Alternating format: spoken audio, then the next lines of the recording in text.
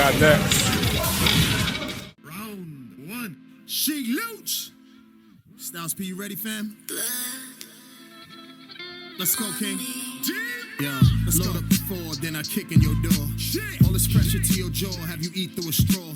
Don't get caught up at the light, this a different street fight. Niggas barely getting rest, cause it's hard to sleep right. No rules involved, it's just who's involved. Niggas keep fighting till the whole problem solved. I run around the streets like I'm Uber Eats. Don, I'm A-list like Grand and Buddha Beats. I got receipts. Yeah, I give a speech like a politician. I love kids, but for this paper, it's a different mission. You move fast, I'm just taking it slow. But just know I stay ready everywhere that Street I go. Fighter. Somebody gotta die, long as nobody that's in my clique. Somebody gotta die, long as nobody that's in my clique. No blood on me, no blood on me, no blood on me, no blood on me. No blood on me, just some gloves on me. In case I gotta do dirt, get mud on me, sheesh. You seek light where it's strife, but I had to learn how to street fight with a knife. Player 1, player 2, take off a day or two, especially if you live where niggas might spread you. You know me, I just run the city like the mayor do. Money talk, total violence, what should I say to you? Bang bang, stick 'em up, new blade, rip 'em up. If we street fight in the elevator, I whip 'em up and back down. Never could I back down. I ain't played baseball, but couldn't put the bat down. Somebody gotta die, long as nobody that's in my clique. Somebody gotta die, long as nobody that's in my clique. No blood on me, no blood on me, no blood on me, no blood on me. I told you I'm on that, I challenge whoever want it. I heard what you were saying, but you lying, you would've done it. Let's keep it a whole 100, gangster, you far from it. The things we see out here, nigga, you ain't got the stomach. They call it a street fight, I guess I'm a street fighter.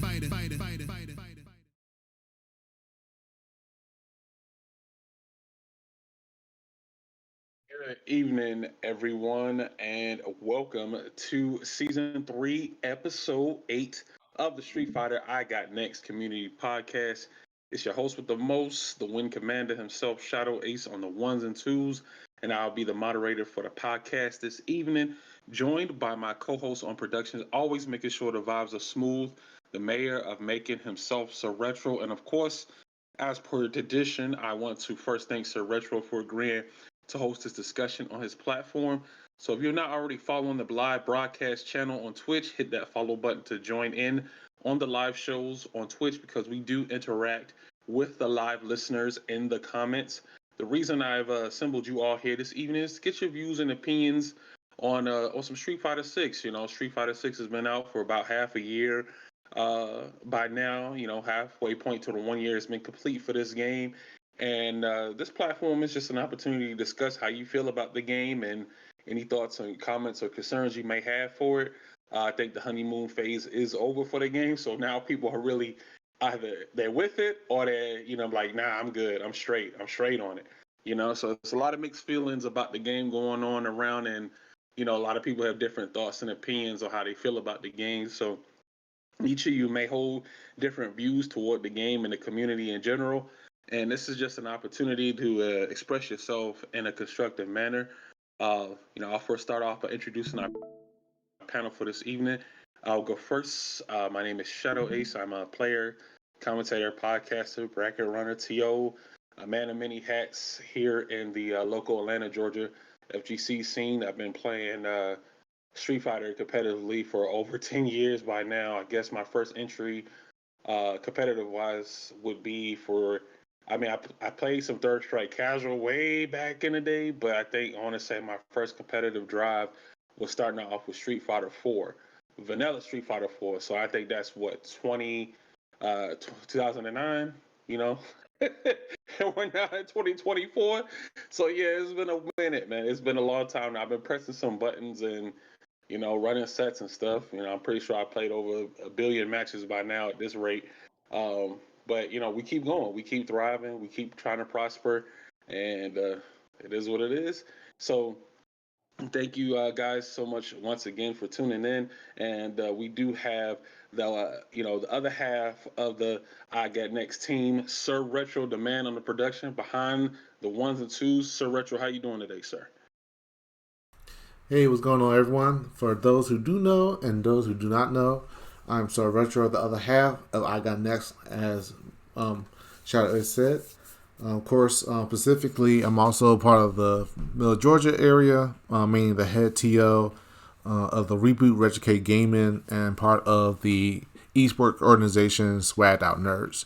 Of course, very much similar amount of hats to Shadow Ace. Do a little bit of maybe the commentary, TOing, competing, coaching here and there, basically building the community in the best way I can, and providing the space for the people.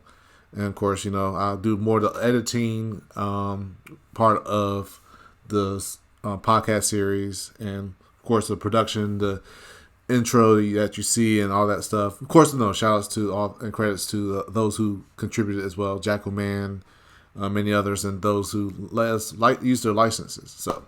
But yes, I'm the main guy for behind the scenes, more or less. But yes, I'm excited for tonight's episode. And of course, I'm not sure it was requested, but the guests had that song for the intro. Of course, we're cooking up, and you see the intro having little changes, so cooking up. But it's time to introduce who our special guests are. All right. Well, we have one of our guests here for the panel this evening. Wutsgoodie. Fortunately, nothing coming out of there from Shin Africa, but it is what it is. We're going to keep it moving, keep it going. So if you missed out on a previous episodes, please check it out on Reboot Retrocade's gaming YouTube channel for that playlist for 4 episodes there. I'll have it pinned on my Twitter page as well at Mine of Shadow Ace for that link. And last episode, we did the Christmas holiday special with Pain Pot, Bates, and Dat Vip. So that was a very insightful episode for those veterans. So thank them for lending their time. But what's goody? What's going on? What's goody? What's going on, man? How you feeling out there? Hey man, I'm good, man. I really appreciate you guys letting me hop on here, man. I guess a little bit about me. Not as big into the TO scene, but definitely enter as a competitor. I've done like a handful of tournaments. Still relatively new to competing myself. Played a little bit of Street Fighter 4. Mostly just an online warrior in that game. But Street Fighter 5 was when I really started getting out there and trying to compete and trying to do the same thing here with 6. So I'm happy to shed a little bit of insight from a competitive perspective.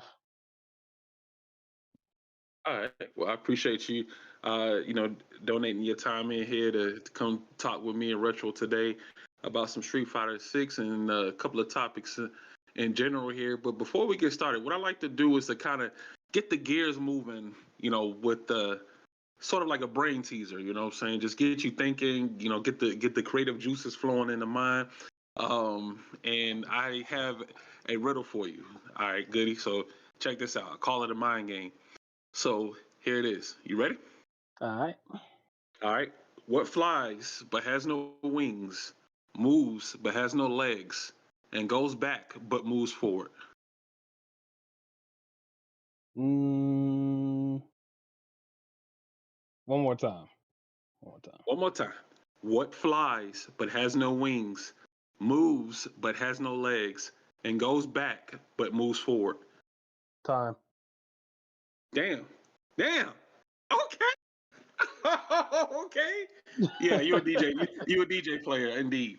Definitely a DJ player, Hey. indeed. Yes, sir. All right. Yes, sir. Good job, man. Good job. Congratulations. Yes. I think I did this a couple of times, I was trying to stump a few people. I got a couple of y'all. But shout out to Goody being the first one who got it, who got the riddle. All right. Hey man, All we out right, here. that's what's We, up, we man. thinking. We thinking out here. We Yeah, thinking. you know what I'm saying? DJ players, y'all out here, man. All right. So yeah, that was definitely the answer, man. So do appreciate that. All right. So look. So we got a little agenda today to talk about a couple of topics here going on. I think right now with the CPT East going on, I think they're in their top 4 right now. On the winner side is I think it's Banana Ken and Najee, and then loser side was like Paladin and I believe Knuckle Do for those matches going on. So I think. in that particular event, since there's only 3 more CPT events, like including this one. So there's 2 more qualifiers. I think the next one is going to be U.S., Midwest, Canada, and then the last chance qualifier will determine the final 48 for Capcom Cup. But I was gonna ask, like, who you guys think, like, who you guys think is gonna get the CPT East for the night? But I think since we started a little bit later tonight, they got a majority of the matches have passed on here. But for my prediction and my top 8, I had it as Knuckle Dude because I was literally one of his last shots, unless he goes to last chance qualifier for making it into Capcom Cup. I know he's been grinding consistently and even made grand finals versus Menace Blanca, which is still probably one of my more favorable sets. I think that was the Carry Out Clash finals hosted by OG Yan, and Punk was also in there with his Cammy. But I was going to ask who you guys thought was going to win the CPT East for the night. And I'll start off with you, Goody. From what I've been seeing in the sets here, I think that Do is going to make it, but I like rooting for I like rooting for new faces, and Paladin being a really hot person right now, and I would like to, I would, if it's not Do, then I would like to see Paladin. That's who I'm rooting for. But I do think the Knuckle Dude's got it. He was playing really solid. I know he's in losers right now, but the way the way he played that last match against Flux, I can tell he's hungry for it. Oh yeah, yeah. It felt like something kicked in for him, like he went into overdrive mode or something. Because I remember I went to go do something. I came out. I was like, wait a minute, did the set start? I thought they went like to a commercial break or something. And I look at the screen. It said, yo, 03. I was like, yo, what happened? I was like, yeah, he must have been hungry for it, man. But he's still in. I don't have the stream up right now, so I can't see what's going on. I don't know if it's still It's Banana King versus Paladin. Najee, 2-2, winners finals. Okay, Banana Ken and Najee 2-2 winners finals. Yes. Mm-hmm. Okay, all right. So Paladin and Dude didn't play yet. All right. Yeah, nah, not yet. They're next though. Yeah, the next. Okay. Yeah, I had Flux as my dark horse on this one, because he's kind of like one of the players that I was like familiar with and competing in like past events, like including the Street Fighter 5. So he was really a strong player and he has a really good worth ethic. So I was like, yeah, you can't really sleep on anyone in this game, man. Like anything can happen. Like the pressure has to be crazy because Paladin is still in there. You know what I'm saying? A lot of people got their eyes on this kid. This kid has a bright future for sure. He kind of reminds me of Indy Walker. Indy Walker when he came in. I mean, he's still Indy Walker's still young, but Paladin is another kid that's coming in and making this claim to fame here, doing work. I mean, he's in top 4 of this CBTE event, and they had like over 600 people into that. So Flux kind of like took me for a surprise because the way he closed out his set versus Kami, he did he did wake up jab and did EX command throw to close it out. I was like, yo, this man is he's brave. He's definitely brave. So I don't know if Kami was asleep at the wheel, but I think it was like 2-2 last round, and he did something like that. That's like, bro, that's got to be nerve wracking. But yeah, Retro, who you think is gonna win this CBT East? And from lately, I think it's Banana Ken. The way, I mean, of course, I've known Shoof. That name been staple for a good amount of years. I think even before Street Fighter 4 or around Street Fighter 4 days. See him to do consistently well lately and so forth, and definitely been holding it strong. It's back and forth. So right now, we're not sure what's going to happen, but I think I'm looking at him to take it. I know I'm not a big fan of JP, but I respect Banana Ken's skill. Definitely know how to make it work, and I think he's going to shut down. He's in grand finals. I think he's going to shut it down. if you can shut down So Knuckle just as Dude, you, yeah. so just as you said that, he went to grand finals. Yep. Yeah, I'm watching the set as well, and yep, right as he was finishing that sentence. Yeah, I think At that's a the final safe bet. set. Yeah, because I mean, you in grand finals now, you get an extra chance. Even if you do lose the first 3-0, you get another shot. So Banana King sitting kind of comfortably right now with the JP, but all eyes again that this next match is coming up. Next match that's coming up after that is going to be kind of crazy. Like Do versus Paladin. Yep. Yeah, that's. I mean, I'm Mm-hmm. wondering if it's possible that we could like bring just that matchup. Is it possible we could bring that matchup on this now or no? If My laptop might not be that powerful to swing it over okay, there. yeah. Oh, Oh, that's fine. That's fine. That's fine. That's fine. I'll use my imagination because I didn't want to bring it up during the middle of the podcast. But yeah, if you guys got it on your phones or something, but yeah, just keep me updated. See who's got it between Paladin and Duke. will do. I But just yeah, threw it up let on. me. I just threw the stream up. If you wanted to click into my stream, you can take a look at it. Yeah, Oh, if okay. you want to do that, I should be able to. I should be able to restream it. I can see that. Okay. Okay. All right. But yeah, in regards to that, so next up we had the Capcom Cup. Capcom Cup is only a few weeks away, and again tonight's winner for CBT East is going to secure their slot in, and then we got two more events after that to determine the final 48.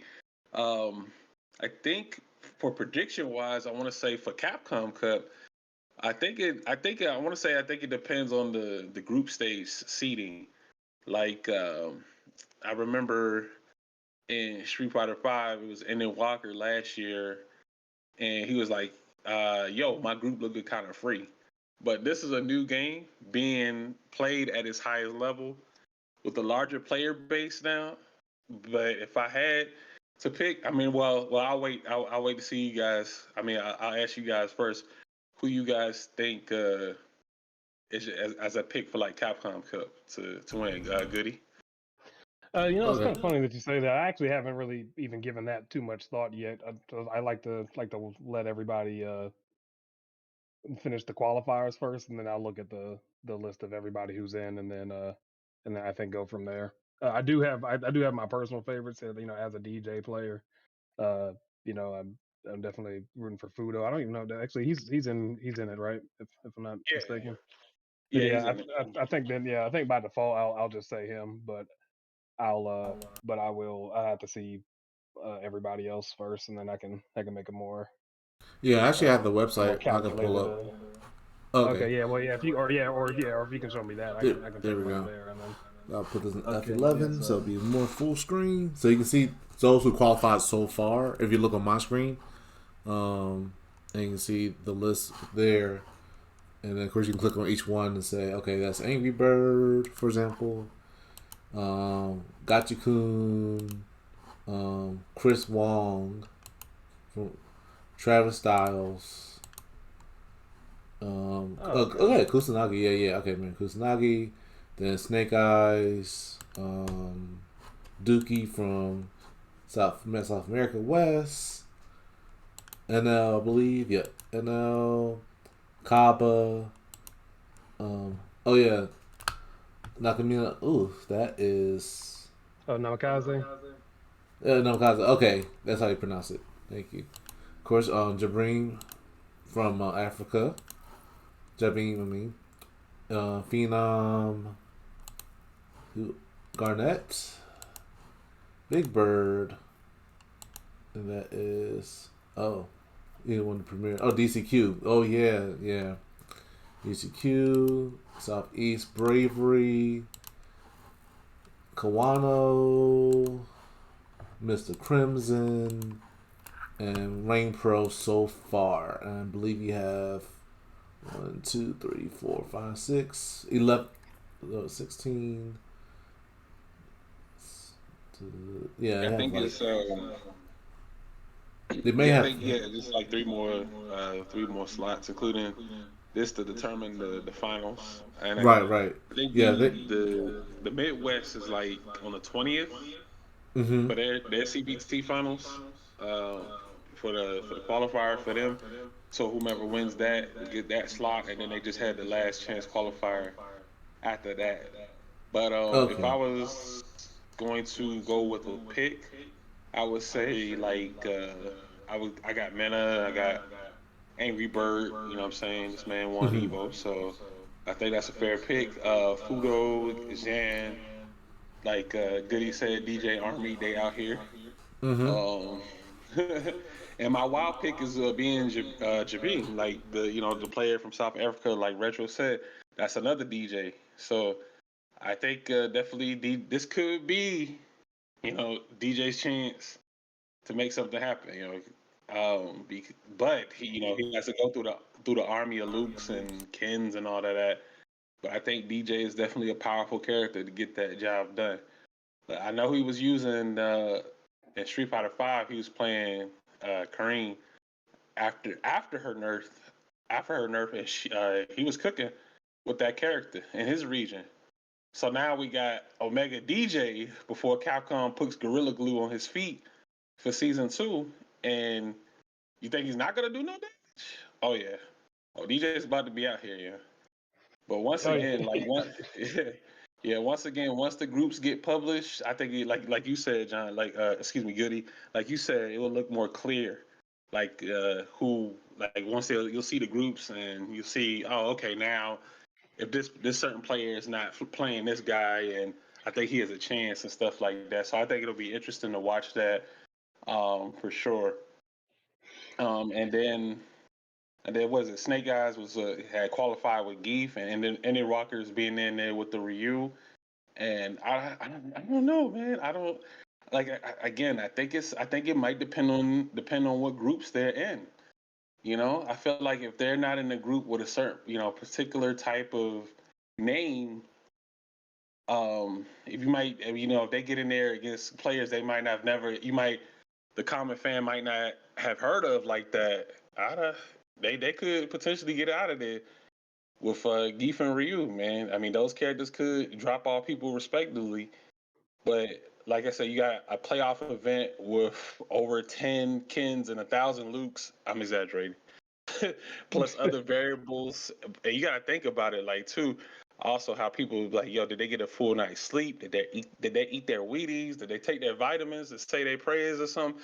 Because I mean, competing in something like Capcom Cup is, especially because you got to be there a whole entire week too, as well. Even if you did qualify, I mean, I'm not sure how that arrangement goes, but like for Capcom Cup, I'm definitely excited to tune in for it. But like you said, John, you just gonna wait till everything comes out before you could kind of make a decision on who Yeah, you that's think will get it. yeah, that's kind of how I feel now. I mean, but to give you a less boring answer, I live for the hype, right? And as much as I'm a fan of the of DJ and the DJ Army, I think that what I would love to see, just because it would be kind of unforeseen, is Snake Eyes winning it all, just because of his geef. And and he's everybody knows kind of the caliber player he is, and I think he's fully capable of doing it. It would be an uphill battle, but I mean, if he did it, it would be absolutely insane. Like like, a Geef winning Capcom Pro Tour would just be, or Capcom Cup would just be crazy. It was already crazy that he qualified with the character. So I mean, if he were to actually make it all the way to the end, I I would love to see it. That would just be such a hype set to watch. I mean, it's dependent. I mean, a lot of people are gonna keep eyes on him for sure. Being a lone geef representative in there, there's something he unlocked with the character, that others have not. So there's got to be something there. He qualified. He made it. He made it past what a really really tough matchup. What JP versus Geef is. I'm pretty sure that's not fun for Geef, but through patience and perseverance, he made it through, and he qualified for Capcom Cup. So we'll see what happens, man. I think anything can definitely happen. Except them releasing a trailer for Ed or a release date. Outside of that, yeah, I don't think. Yeah, Yeah, anything man. can happen except the Ed trailer. Capcom, what's going on, man? All right, but anywho, yeah, retro. Did you have any? Who you think was going to get it? I think he had to step It's away hard for to a tell at moment. this point. Oh, never mind. There it is. Hmm. Oh, I thought you had to step away for a moment. Never mind. Oh no, I came back. Um, right now, I'm rooting for Andy Walker. Um, I just like I don't. I mean, I think like the way he's been playing since last year really made me a big fan of him. Menardi is a tough competition.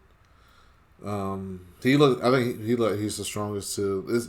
It's hard for me to tell at this point because like even you have a feeling of who all going to qualify is who's going to really like take it all and stuff. Ultimately, it's really yeah, it's really tough. I mean, then plus two, of course, the characters do play a factor like a bit, and then but the thing is now everyone has like a pocket character of a sort. So really, it boils down to like who's going to adapt the most. Men are D from what I saw consistently been on the tear and basically just I it, I would hopefully somehow make it see it where Men are D versus Enden Walker in the finals. That is a really bold prediction. I think that's a safe bet. Matchup wise, it'll be definitely interesting seeing a Ryu in grand finals, the Capcom Cup for sure. Mm. But it's just a lot of variables that could just shut all of that down. You have Mm-hmm. to you're thinking if you think when you think about it, your pool is guaranteed to have at least one Luke or one Ken in it, guaranteed. And those characters are absolutely ridiculous right now in this game. So so oh oh yeah, yeah, oh, for sure, man. Shout outs to Cat Cammy, for sure, for doing the statistics and putting up the character graphic for all of the characters that have qualified so far into Capcom Cup here. So I think it's like I think including second. I don't think it's including secondaries, but I think it's like just the main characters that are people are playing. But if it does, then yeah, you're looking at like 10 Lukes and 7 Kens, 7 DJs, five juries, 4 Chuns, three Gals, Sims, and JPs, and then one of the rest of the characters too outside of just Jamie, Kim, Manon, Lily, Aki, and Honda. Those are the only other characters that didn't qualify for Capcom Cup. But Yep. going through all of that, your pool is guaranteed to have at least one Luke, one Ken, and one DJ. No, I'm sorry, one Luke or one Ken. Guaranteed you. It has to be. Yeah. It has to be.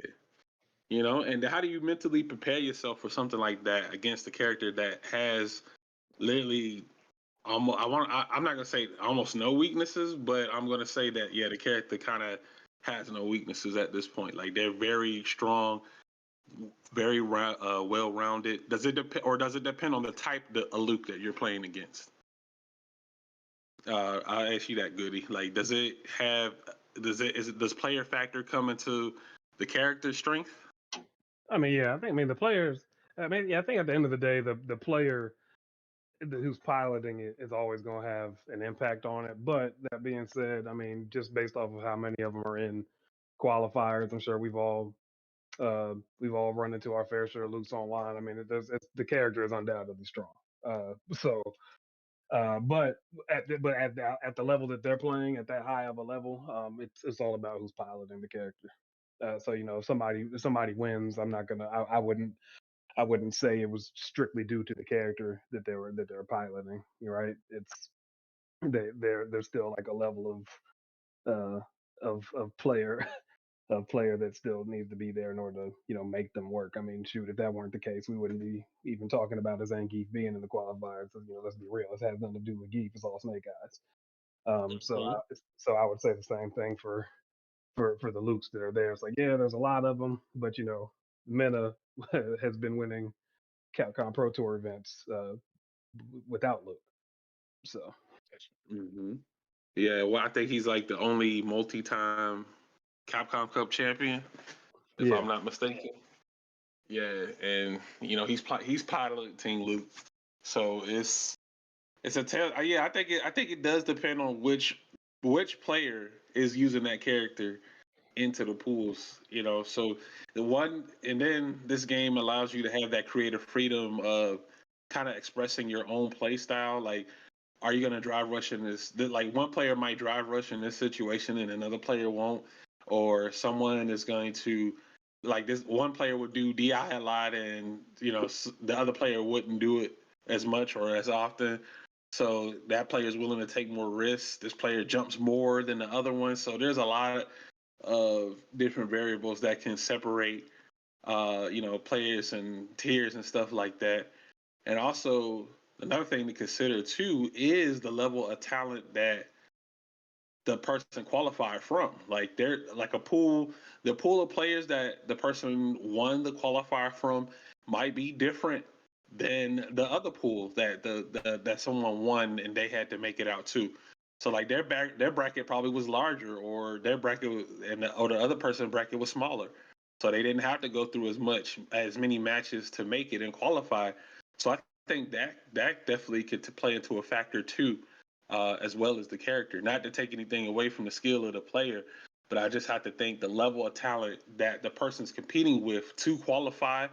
I think that definitely plays a factor into how it will work out for the matchups.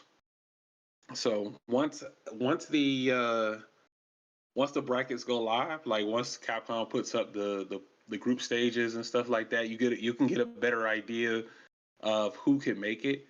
Again, can't sleep on nobody. You can't. This is one of the game that you got to be alert at all times, and either at this point you know what to do to make it work, or you still sitting on the struggle bus, with the rest of us. So it's definitely a mentally taxing game to learn at a high level, and to be able to compete at that particular level, you got to kind of break the boundary of your mental stack. So these players, I think they've been in plenty of tournaments before, so they know what time it is, they know what to do. So they those nerves and anxiousness and all that other stuff, that's out the window. But yeah, I just wanted to see how you guys felt, about some Capcom Cup. But glad we were able to get the predictions out of the way there. So as of January 2024, I would say top five, but that's too interchangeable with like slots 4 and 5. Like, so I'm gonna narrow it down to who are your top three and bottom three characters for the game at the very moment. I'll go. I'll start out with mine, and then I ask both of y'all who you okay. guys got. All right. So with mines, I want to go with. I'm gonna say Luke. I'm gonna say Ken and DJ. Excuse me, no, and JP. So I got Luke, Ken, and JP for my top three, and my bottom three, I have Geef, I have Sim, and I had Dawson, and I have Jamie. So I remember, like like month one, when the game came out, people were saying how Manon was busted and DJ wasn't talked about like that. Then over time, people started to figure out the matchup, and now she doesn't even get brought up in top five discussions anymore. Like that's how quickly the meta kind of changes and shifts a little bit. But it's been kind of prominent over the last few months. But so what do you guys what you got, Goody? Who you got for your top three and bottom three? Uh, I think my top three is the exact same as yours. I guess really in no particular order.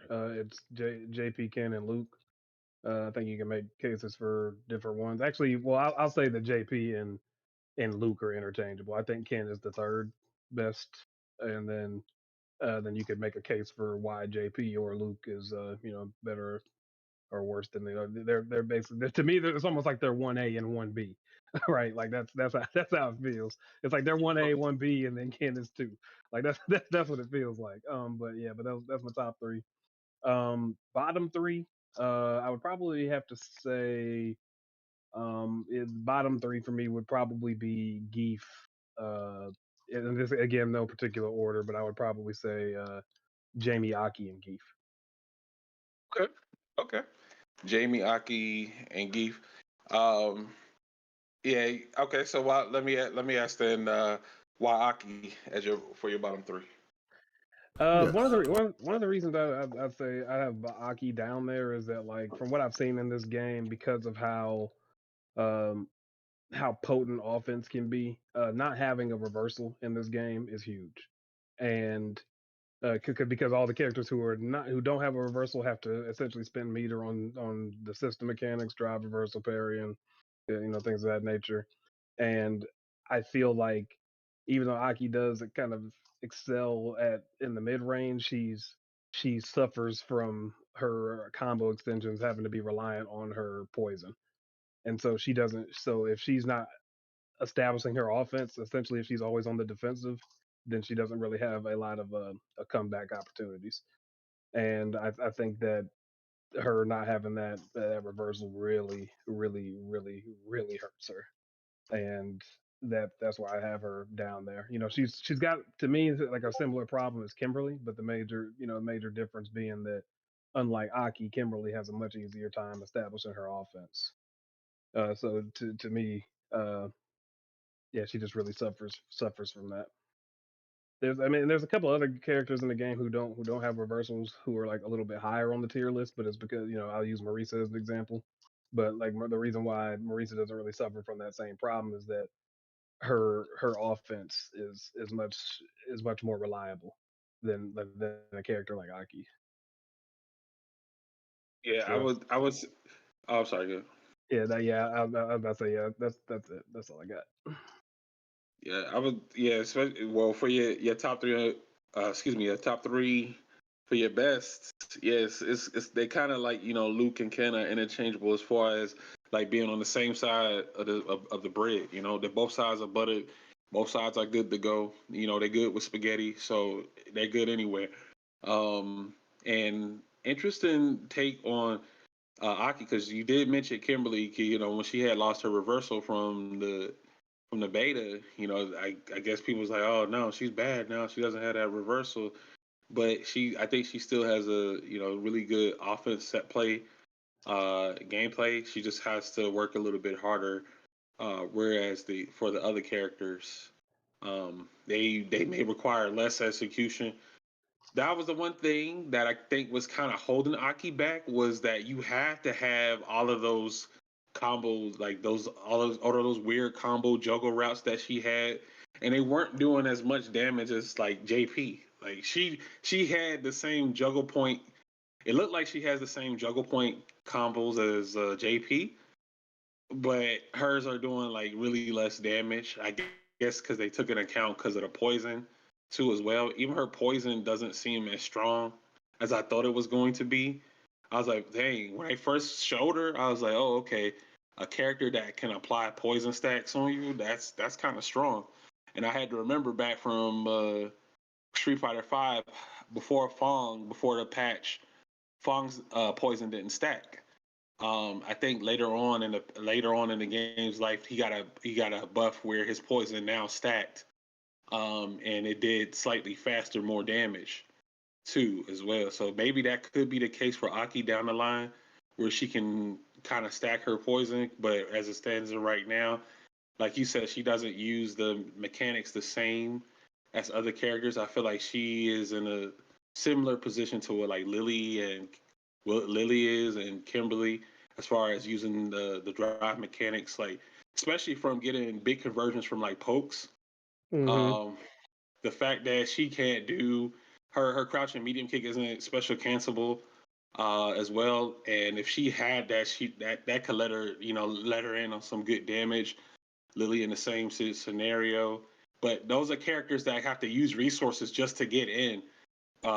Whereas other characters, they don't really have to do too much to get the same reward. So yeah, Yep. yeah, that's interesting to take. So Retro, what about you? What you got for your best three and bottom three?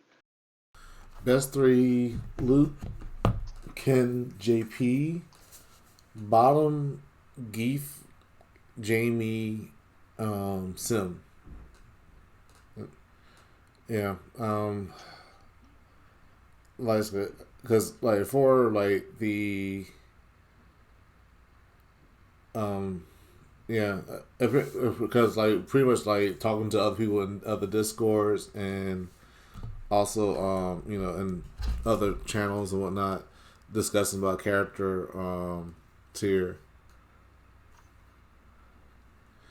is so yeah. For example, the reason why I picked JP and not only consistently tournament results, but how the matchups that I personally dealt with, and I played DJ, who's I consider still top five, or maybe no, still top five, but he will suffer against like the other like Luke, JP, and Ken.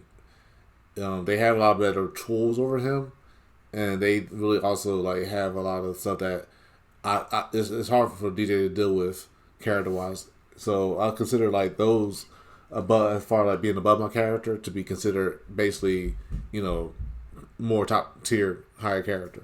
I'm not downplaying Capcom DJ, so please do not consider about nerfing DJ. Anyway, because it's been a lot. Cause I know You already know it's in the drafts. You already know, Dave. I don't know, man. We'll see. He might not be gliding the same after season 2. We'll see. I don't know. I think gonna be a change in general for many of the characters overall. The scary part is how they're gonna change it, and I think let's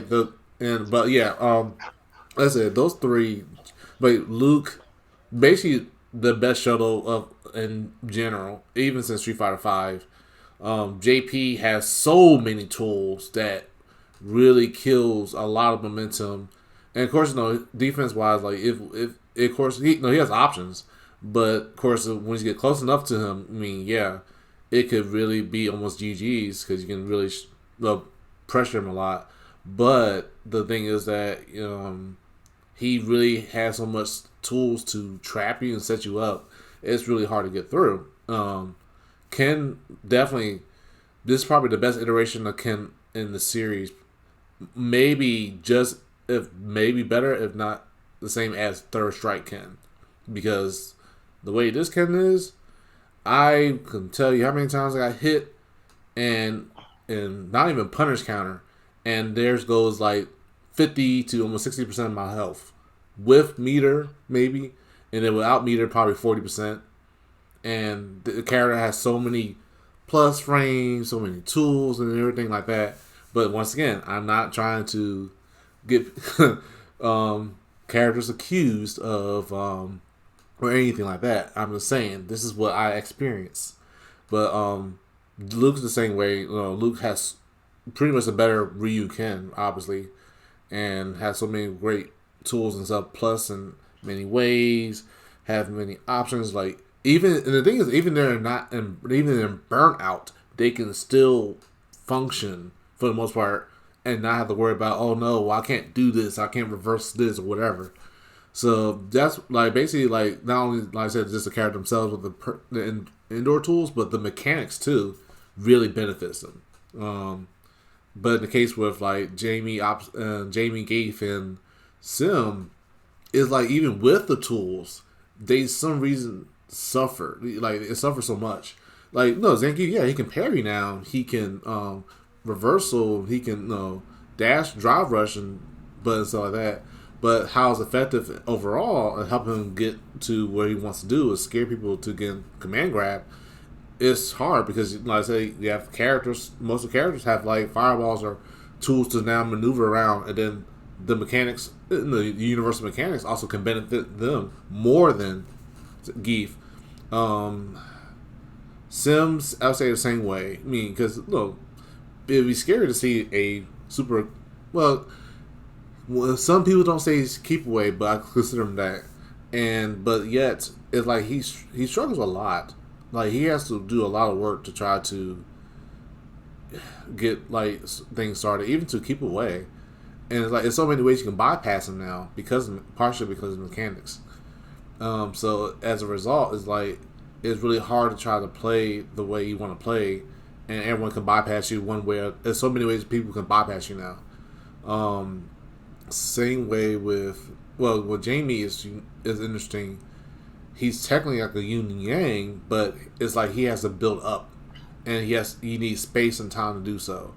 In this game, in the way you're more offensive oriented, a bit, even though you have the defenses, which is good, you have great amount of defense options, but the engagement is constant, so you really have to find ways to keep yourself, you know, have the distance to like build up the drinks. Once you get your drinks on, Jaden can really turn the tide, but when you have characters that can stop him from doing that, for the most part, yeah,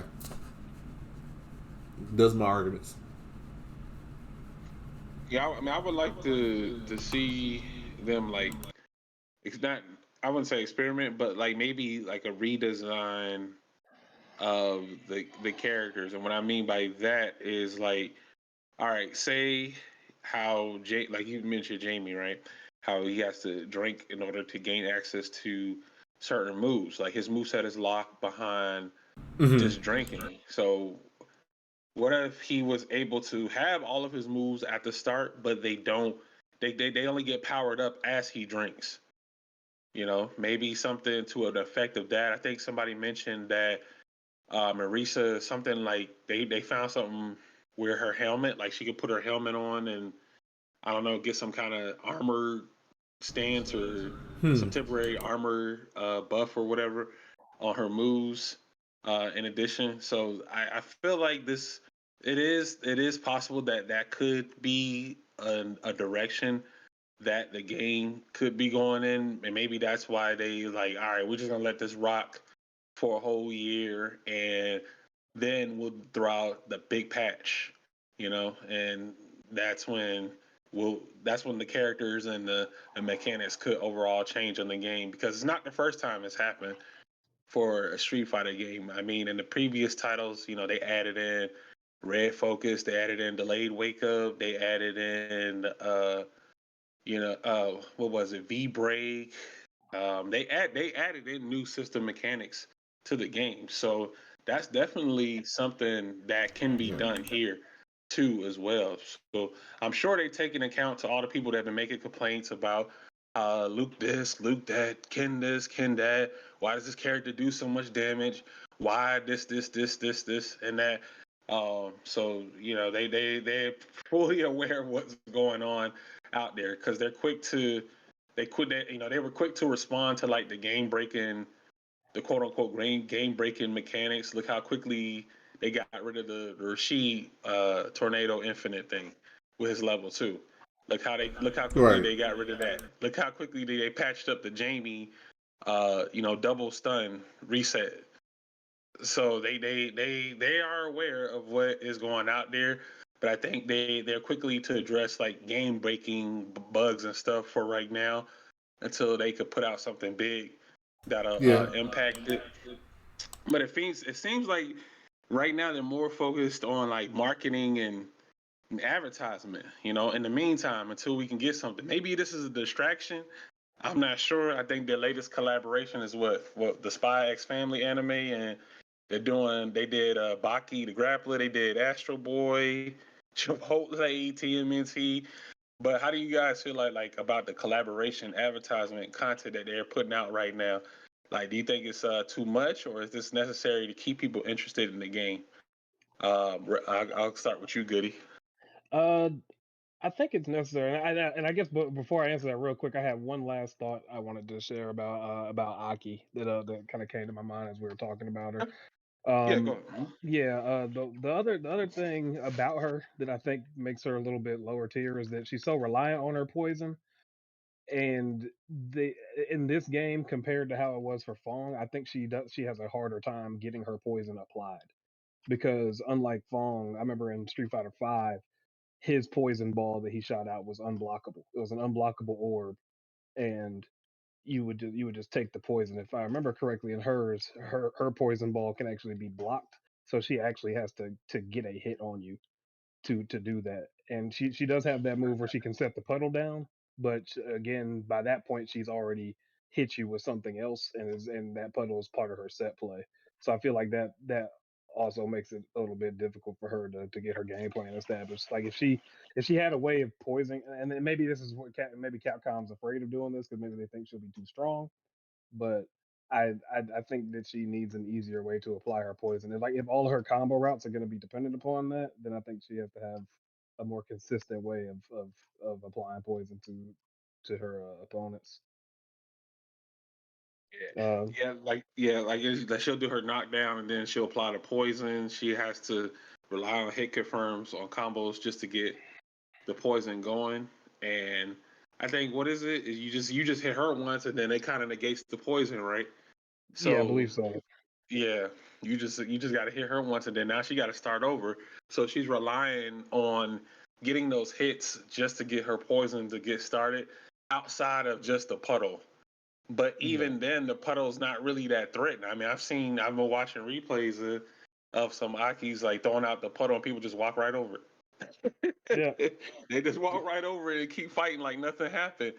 So it's not really that intimidating unless it's like maybe they got just a little sliver of life. Then they're like, all right, maybe I got to slow down. But if they got like maybe half life or something, they're not really intimidated by the poison like that. The poison should I guess it is working as intended because the life drains slowly, and I guess that's what poison is supposed to do. But it's not the same as what Fong's poison was in five. Like you said, it was an unblockable. So as soon as you stood there, you're gonna get caught. You're turning purple, you know. And he all of his other move sets is pretty crazy too. So on top of that, he's guaranteed to put you in that state during the match. So I think that's an interesting comparison. Maybe that's something that can be looked at then further down for her kit to like buff her and make her stronger.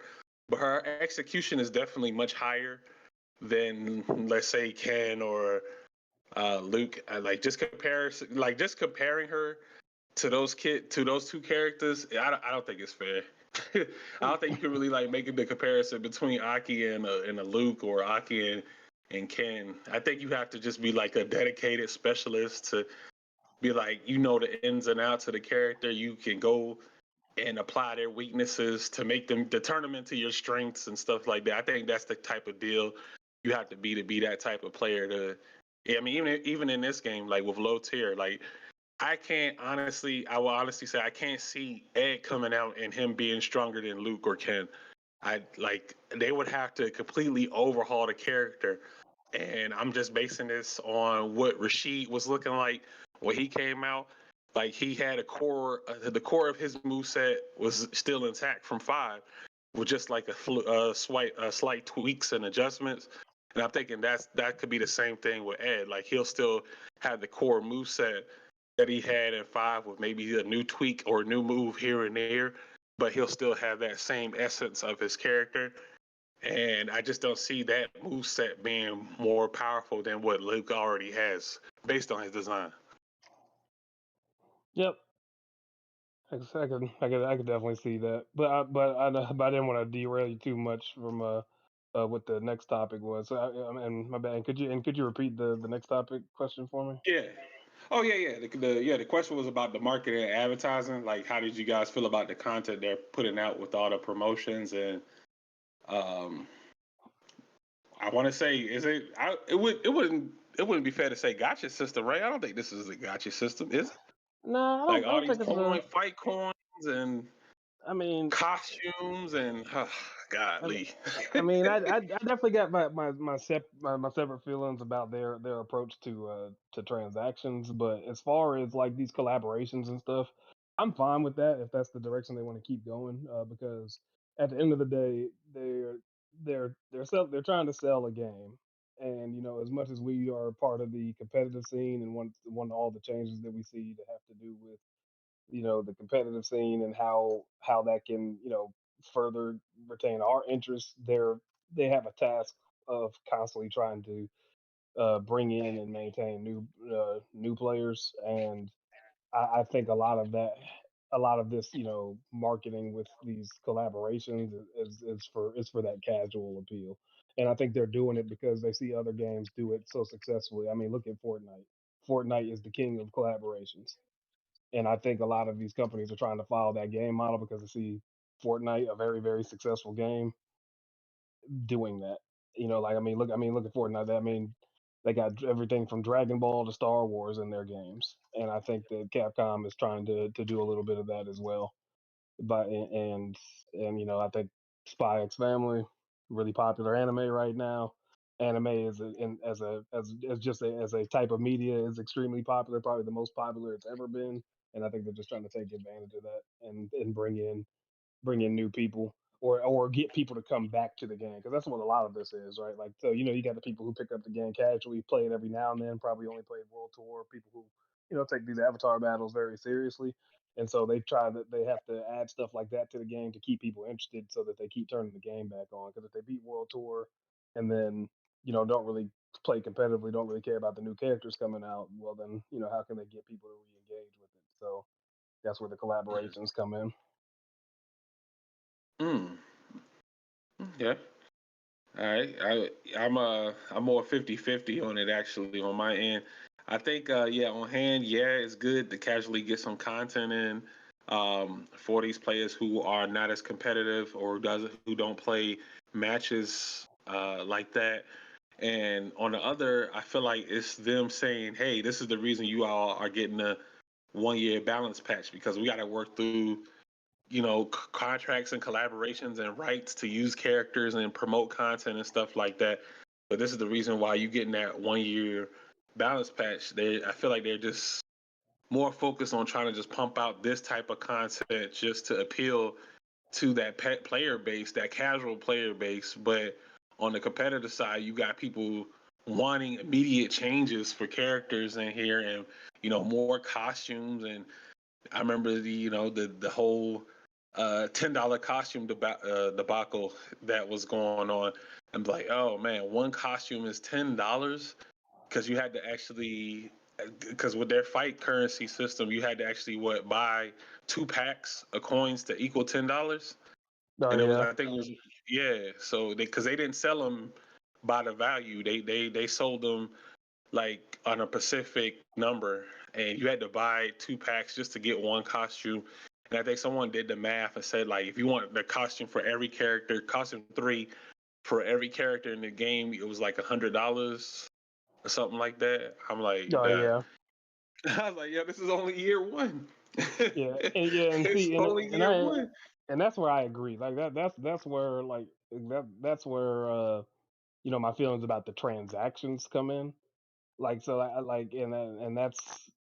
I mean, I guess that I would kind of like separate those two issues in a sense because like I feel like the collaboration in the way they're doing their transactions I think are two separate issues Okay, because can like you elaborate on that? Yeah, like so I think like so like I don't mind them doing collaborations, right? Because shoot, the Spy X Family collaboration honestly didn't even, at least for me, I don't think it didn't cost me a dime to do, right? That was more of a promotional thing. It's more of an advertisement thing. They the stuff that you get from that Spy X Family DLC that they put out is I think it just costs drive tickets, and they've surprisingly been pretty lenient with the drive tickets lately, like with the character birthdays uh, and some of the daily and some of the challenges and stuff. Like I haven't had to actually purchase any drive tickets in quite some time. So basically, that was borderline free content. But I agree with you in that I don't like their approach to the costume purchases and how expensive they were. Um, you know, even if they were expensive, I don't like how they divided it to where you have to make multiple purchases of the in-game currency in order to buy more than one costume. Because I think the value of the costume was effectively like worth $6 but you had to pay $10 just to get one costume because of how they divvied out the currency. So and that's just old. That's day one microtransactions for you, and that's what I don't like. So it's kind of like they've adopted this microtransaction model that I'm not a fan of. But I think that the TMNT costumes, for example, part of the reason why I think those costumes were $15 is because they're trying to make the money back on the licensing that they had to acquire in order to even make that happen. But yeah, that's kind of how I feel about it. So I don't think it's inherently a bad thing for them to do collaborations, but I do think it's a bad thing if they continue this microtransaction approach to get collaboration items. So I think Spy X Family was a success. I think that TMNT was kind of a failure, and so I think they're 50-50 right now. They're one for two. So I just so I got to see how they approach the third one. I mean, they did do the DRM uh, patch recently for their games. So they was like, "Yo, we don't want y'all mod no more costumes, no more of these things that people be showing on stream with these wild costumes." He's like, "Get that out of here and pay for the content that we put out." So that just Yeah, goes to show that they still have more in the tank for more of these collaborations. And once you collaborate with Chipotle, man, the sky's the limit at this point, man.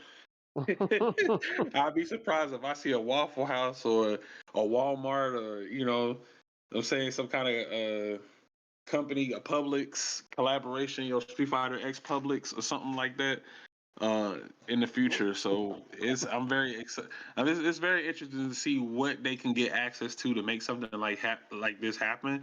But I feel like this is it's more of like the modern trend, right? Like this definitely wasn't the case back then, and it's kind of like a new approach to content for Street Fighter. um I think even at 5 they didn't have too many collaboration items like that. I think everything was like more focused on towards like the characters and the lore as far as costumes goes. But as far as content from other companies and stuff, yeah, it wasn't too much of that going on in Street Fighter Five. But now they hit the ground running with 6. They was like, hey man, we got this carne asada steak going on with Chipotle, man. Let's put out a burrito for a costume. You know what I'm saying? Use fight coins. Let me get you an employee shirt, a hat. You know what I'm saying? The Starbucks collaboration might come out in the future. Who knows, man? So it's very interesting how they're doing this. And I do think that I mean, it's kind of like eventually those players can transition over to being a competitive player after playing for so long. I remember someone was just only doing avatar battles and stuff like that, and eventually they got bored of it and they said, "I want to actually learn how to play the game, the real game." So they stopped doing avatar battles, and now they just do they focus on just grinding rank and stuff like that. So I think it is good for like bringing in people, but when is it to a point where, all right, maybe it's time we got to settle down on all this content. But if nothing's coming out, then that's a problem. So it's like a double-edged sword. So retro. What do you think about this? How it's marketing and promotions and all this stuff they got going on? Yeah, I mean, the thing is, it's a great thing what they're doing with the whole collaboration and all. I mean, it's insane. And like I said, really unexpected stuff for sure. But that being said, I think where the issue is I think was to me personally the idea is like I wish there was a little more features like that, something that could be added without really much of a cost. Of course, yeah, I think like I said, the focus probably would be more they looking at the casual audience, trying to bring people in because they want to make sure that those who don't want to, who may not really venture to the more competitive side of things, have their share full of products and stuff to mess around with, and customize the characters. I mean, like I said, they're not trying to turn to a gotcha game, but they want to try to find a way to cater to a certain audience, a marketing audience. And of course, the example of the Chipotle thing was really cool, but it affected people outside of the avatars and casual stuff because the competitors, when they went to the tournaments and stuff, they got free food and everything like that, entrees, which was the cool thing. And of course, content wise, in the game, you can wear this different type of costumes, a burrito, all that stuff. So, which is great. I think for me is that, for example, I wish we had a jukebox mode. I wish the music for the previous Street Fighters was there. That type of content. I wish we had a little more stuff for costumes and whatnot. I mean, granted, yes. I don't want to see like 500 costumes for Chun Li before everybody else, but at least we'll have some more stuff that we could work with within the characters and stuff like that. But at the same time, I understand things from a business perspective more than the customer perspective because it's easy to say that like Capcom's either don't care about us, they're not catering to the right people, we don't like what we have, blah blah blah, and all that type of stuff. But at the same time, I think that you know I wish we had more things that I don't know.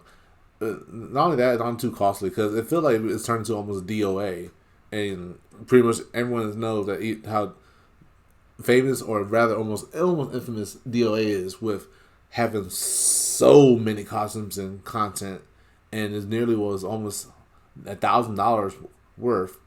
And I'm kind of worried. I'm kind of worried about like Capcom focusing a little bit too much on throwing out so many collaborations and everything. Yeah, because with the music too, and then the music, the t-shirts, the actual t-shirts and jackets and stuff you can get.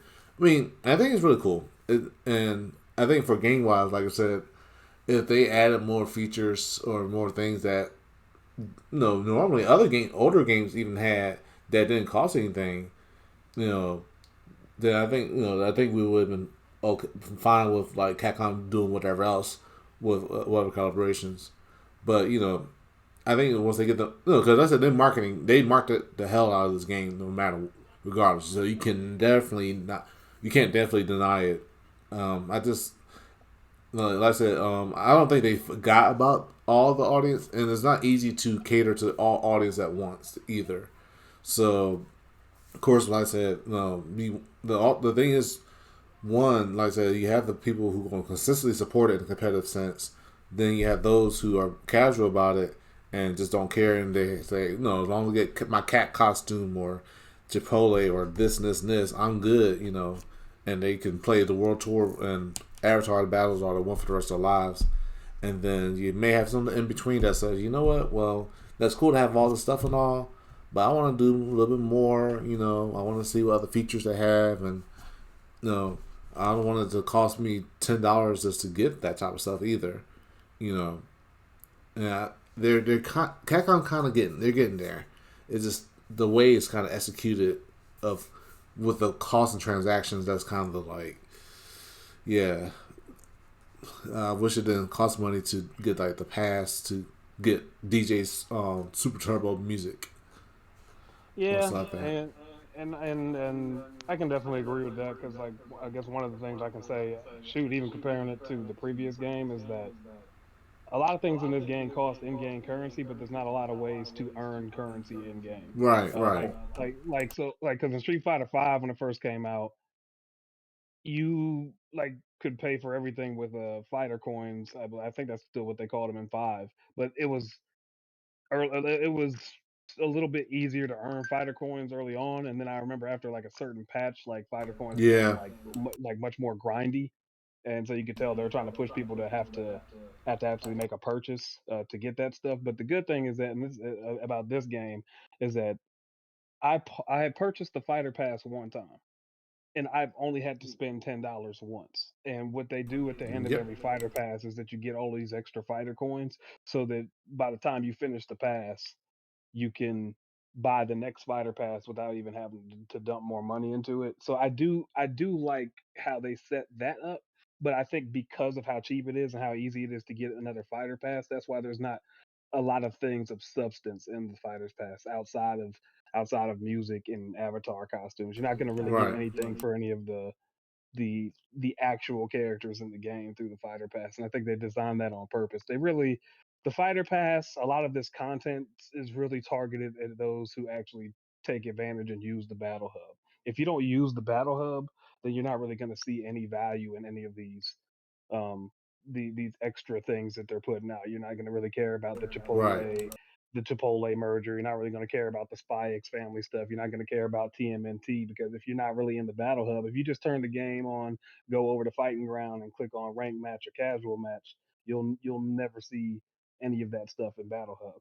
So if you're not using that, and honestly, and I think that's why we see some of the complaints that we do, is that even though we are the FGC, I think the thing that we have to remember is that the FGC a lot of the times is a vocal minority. Hmm. A majority of the people who have purchased this game are not in the FGC, or at least not to the same capacity that we are. They're a Right. lot more casual. So I think that the reason we are not the target audience sometimes with some of these things that we're asking for is strictly due to the fact that we're not the audience that brings them continual money. We buy the game one time, they get that, and then somebody who's competitive will probably only pay for the season pass for the additional characters, and that's it. We are not recurring revenue. And Say it so again. Say it one more time. something We are not what? we are not recurring revenue. There it is.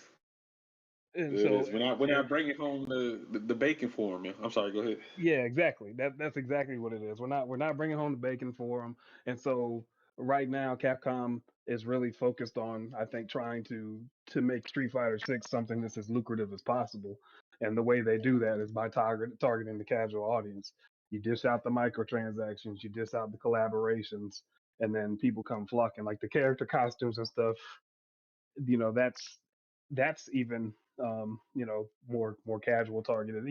I think everybody likes additional costumes for the characters, but again, that's a one time purchase, and and I think what Capcom is trying to do is I think their strategy long term with the costumes is to probably put out, we may only be seeing like one or two costume packs, a season, but they're all going to be for all the characters at the same time. I don't think we're going to see as many, but what I can say is that the costume packs that we did get, these are probably some of the most in depth, like elaborate character costumes I've seen Capcom make. So even though it took longer for it to come out, I think these are probably some of the highest quality Street Fighter costumes I've ever seen, and they all came out for the same character, or they all came out at the same time for everybody. So we're not running into what you were mentioning, retro, where we got 20 Chun Li costumes, but one costume for Ken. You know what I mean? Like, so it's it's a little bit more balanced in that regard. But I just don't think that that's the focus right now. And I mean, shoot, you can even look at some of the smaller like quality of life things. Some that us in the FGC would complain about, like, how come it's not audio queuing us for spectate mode? There's some bugs still in the custom lobbies. They see that, but fixing those things doesn't immediately net them more money. They'll probably get to them, but it's probably bottom priority. So they're so I think that's just where Capcom is right now. I think that's just the reality of the situation, that they're looking at revenue. I mean, we've seen this year the big push to make Capcom Cup like probably the largest esports event that they've ever shot for. With this $2 million prize pool. I mean, it's very clear that they have this kind of get money initiative going on right now. So it's like they have two buttons, where one button says fix lobbies, and then the next button says Waffle House costumes. Oh yeah, And exactly. what button they gonna press? Oh, they They matching gonna on press Waffle the House. They matching Waffle House, they dog. gonna push the Waffle House button. Yeah. Yeah, bro. They matching Waffle House, dog. All time, at all times. Oh man.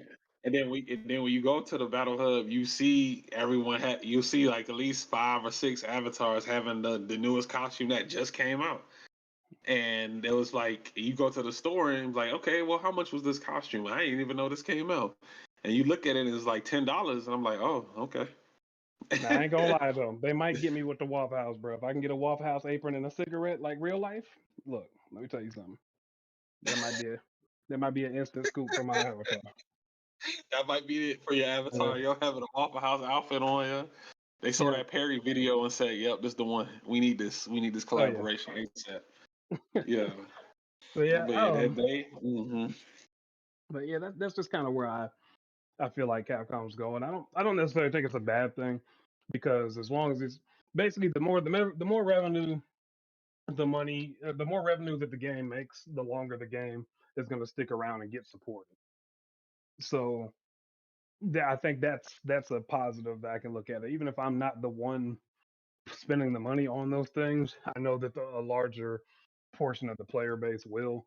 And if that's what's going to be the thing that keeps the pulse going for the game, then I'll just take it with a grain of salt and say, well, at least the game is still alive, functioning, and like in rotation. Like the game's not gonna die out if they still see that it's making them money. So And shouts to Joshua, just gave us an update saying that Dude won, and now he is in Capcom Cup. Wow, how that's about it? amazing. That is amazing. Yeah.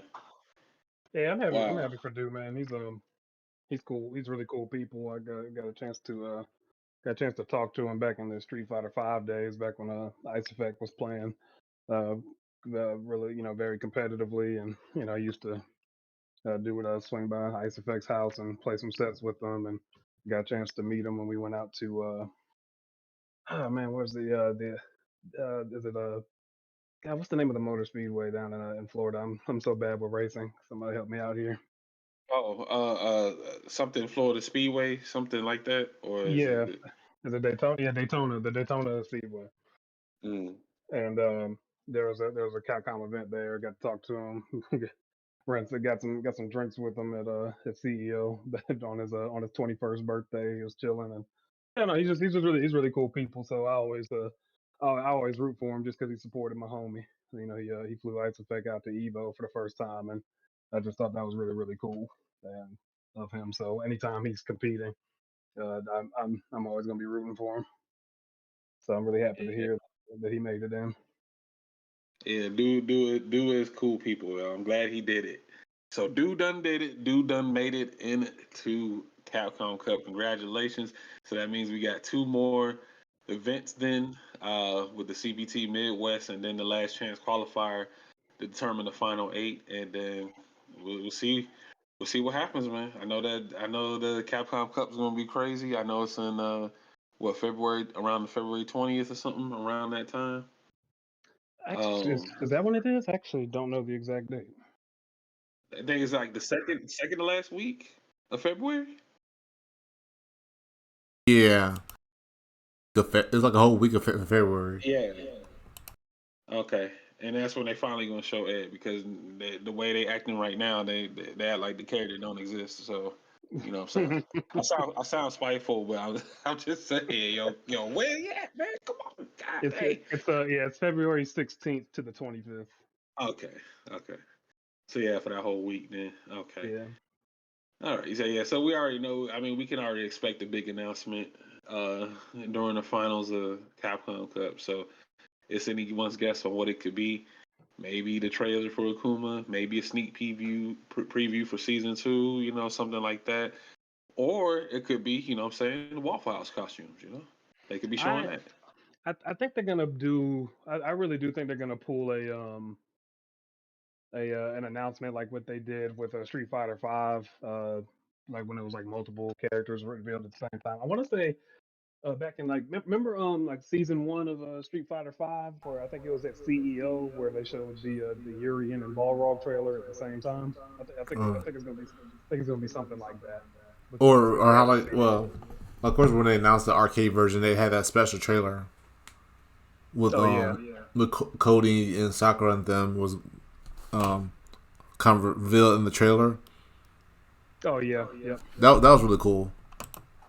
yep, yeah, that was dope. Yeah, I Yeah. can see them doing that, doing maybe like a dual character release. I mean, they did it with what is it, Sagat and G back in Street Fighter Five that one year. Yeah, so season three. Uh, Mm-hmm. at the Evo. So Cause we actually, yeah, they we was even at, gave. yeah, I was there at Yeah. the Evo. Yeah. Especially Oh, due to okay. the fact that like Ed, Ed. I don't think Ed is a super popular character. And I know that when they're releasing these things, I think they want to keep the hype train going, and they know that Akuma is the cash cow. They know that Akuma is the money maker. When Akuma comes, anybody who doesn't have the season pass yet probably going to pay for that character. He's just Akuma got a lot of weight and history behind him, whereas Ed doesn't. So I could see where they would kind of take the dual release approach. Like, all right, we're just going to drop Ed and Akuma at the same time, so that way we can go immediately into selling the second set of costumes for all of the characters who don't have their costume yet. So they're probably gonna, I think Akuma and Aki, pretty much all the DLC characters don't have a costume yet. So I think whatever fast tracks them to that is probably what they're gonna end up doing. I think I can.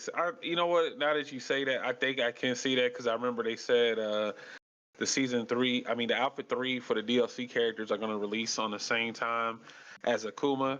So what I'm thinking is they're going to do the trailer um, with Ed and Akuma and show all of their costumes at the same time Yep, in just one big trailer. yep, And they're going to announce the release date for Ed and Akuma. That's what yep, I'm thinking at the yep. same time. Yep, I can see Yeah. it. Yep, I think that's exactly what's going to happen, and and that would be like the perfect type of hype trailer to follow up, the Capcom Cup Finals. So Hmm. I Okay. think I think that's what we're going to see. That's my prediction. If you're listening, you heard it here first. Just You're wait. cashing in. I mean, I back you up on that. I back you up on that because I definitely do see that could be the approach. I mean, that would be the most hypest thing they could possibly do is to do all of that. Because the only thing I'm just basing it off of what they said was Outfit 3 is going to release for the DLC characters when the Kuma drops, and I mean, of course, you're thinking, okay, Rashid and Aki and Ed are getting their outfit threes and stuff when Akuma comes out, but it seem like it's all gonna go out at the same time. So that's what I'm kind of getting at. They could do the dual release for the characters, and yeah, that kind of makes sense. But we were talking earlier about how the new players are coming in. So like just imagine somebody just first picking up the game and they log into the battle hub and they run right into somebody wearing a burrito costume. It's just a lot of character customizations. Like, oh yeah, look, you can make your character. I can make my character look like Omni Man or something like that, or I can make my character look like it's some anime character or whatever. So it's a lot of customization going on with this game. So a lot of players are interested in doing that and making different characters and stuff.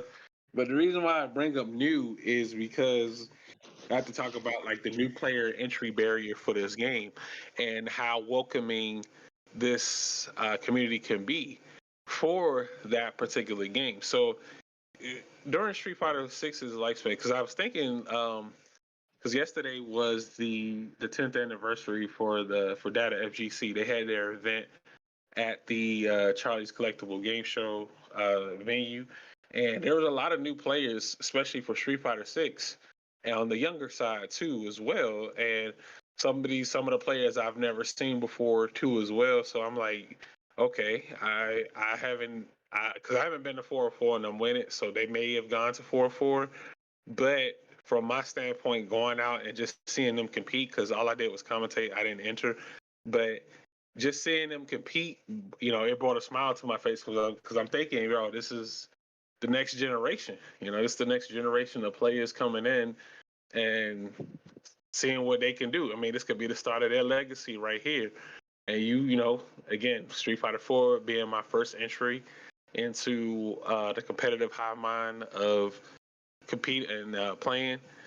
You see those new players and you think about what the barrier. I mean, like, how do people come into the scene or get introduced to the scene, or how do you build the scene and stuff like that? And I'm going to redirect this question to Retro, is because I think Retro was talking had sent me a link about this subject about new players coming in to the game, or is it something similar to that, Retro? Yeah, I'm trying to find the bookmark. Bookmark that book. Oh yeah. The thing I think I sent you. I was trying to make sure. Oh yeah, yeah. It was a thing that someone said that, hey, welcome to the community. We're welcoming. We're this and this and this. We'll treat you well.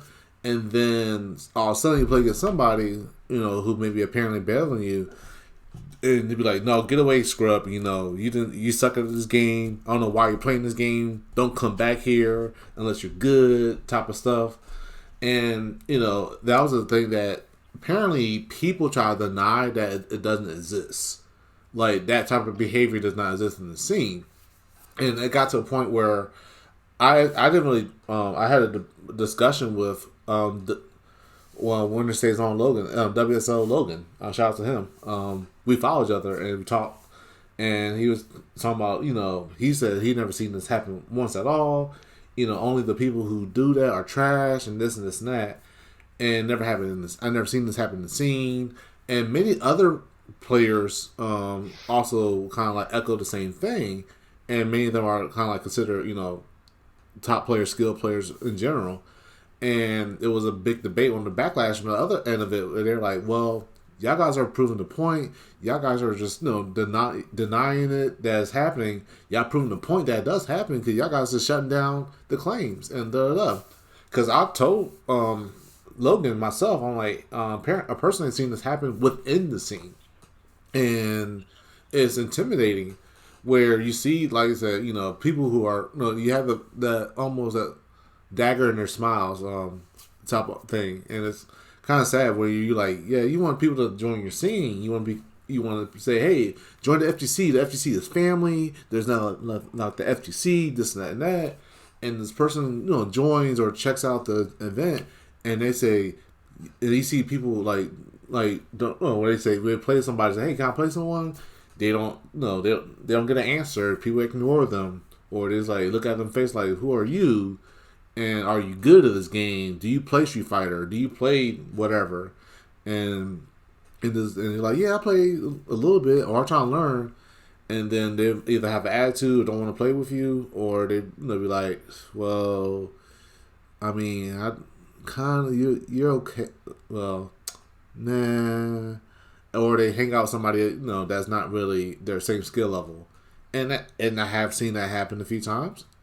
It may have happened to me on a few occasions over the years, but the problem was that trying to deny that it is a problem and it can occur within the scene, that's where like really is that I had an issue with. But yeah, that's like the main the person who, I think, Uni, she posted about the issue that she had with it, and many people in general trying to contest her or make her claims seem like it's not true. So It unfortunately, it is something that does exist, but at the same time, the main theme of Street Fighter Six is called survivalists. Survivalists, it's just I feel like it's up to the person, and I could be saying this wrong. I mean, I feel like it's up to the person to level up and get better into the game. Yes, you can have people come in and help you, coach you, and this, that, and the third. But it's up to that person to want to do that. Um, everyone's not going to accept you with open arms into the community. If they say if they think you're a free win, then you're going to be a free win to them until you prove otherwise. They won't pay attention to you until you win. You won't get the spotlight. People won't want to know who you are unless you're winning. You see a player, if somebody come out from nowhere and just start winning your local, you think people are not going to ask questions about, well, who is this guy? Where did he come from, and stuff like that. But if this new person came in, went 0-2, you think anybody's going to ask questions about them unless they were willing to try to get them to come back? right. But Yeah, I'm not. It's not. It may sound like I'm arguing against your point, but actually, I said it like this to Logan too. You the thing is that in general, the attitude of gatekeeping or burying, or barring like new entry, whatever type of thing, that attitude of it is not acceptable. Because like, if it's supposed to be community, be a community. We supposed to be welcoming. Right now, as you're saying, with the person wanting to get better, because I think I did say something else that was about the skill set of things. Now, the skill side of things of let's say fighting games are hard and design. They'll be difficult to enter get into. 'Cause I think that's essentially that one too. That was the other thing. So yeah, I think it was a different topic that I kind of brought up, but yeah, it was. But it could go hand in hand because of welcoming someone to the community, and then when it gets to that person wanting to become better in the in the competitive game, whatever, then it depends on that person in many ways. In one, but it also depends at the same time the community to provide the resources or put them somewhere they have the resources. But at the same time, like I said, it'll take ultimately that person themselves take the resources and learn and apply it. And of course, yeah, the idea of that people are not going to acknowledge you unless you're winning or doing good, it does suck because you don't. But the thing is, part of it is that you want to. Everyone wants to feel acknowledged and feel welcome and everything like that. And it's like there's an unfortunate criteria to kind of meet. Me, I don't like the criteria, but I respect the fact that you play somebody that not that good, all the time, and they don't learn. No, if they don't want to learn, if they want to get better, all that type of stuff. Then more or less you may tend to kind of like maybe not seem to not associate. At the same time, though, if a person is struggling and want to get better, I mean that's the opportunity to welcome and like want to help that person. And I think like you know to get involved with the community to get and then also to get better skill wise, that it is a barrier, but there's ways you can build a bridge to make them feel welcome, but then say, okay, well, you want to get better, this is what you have to do.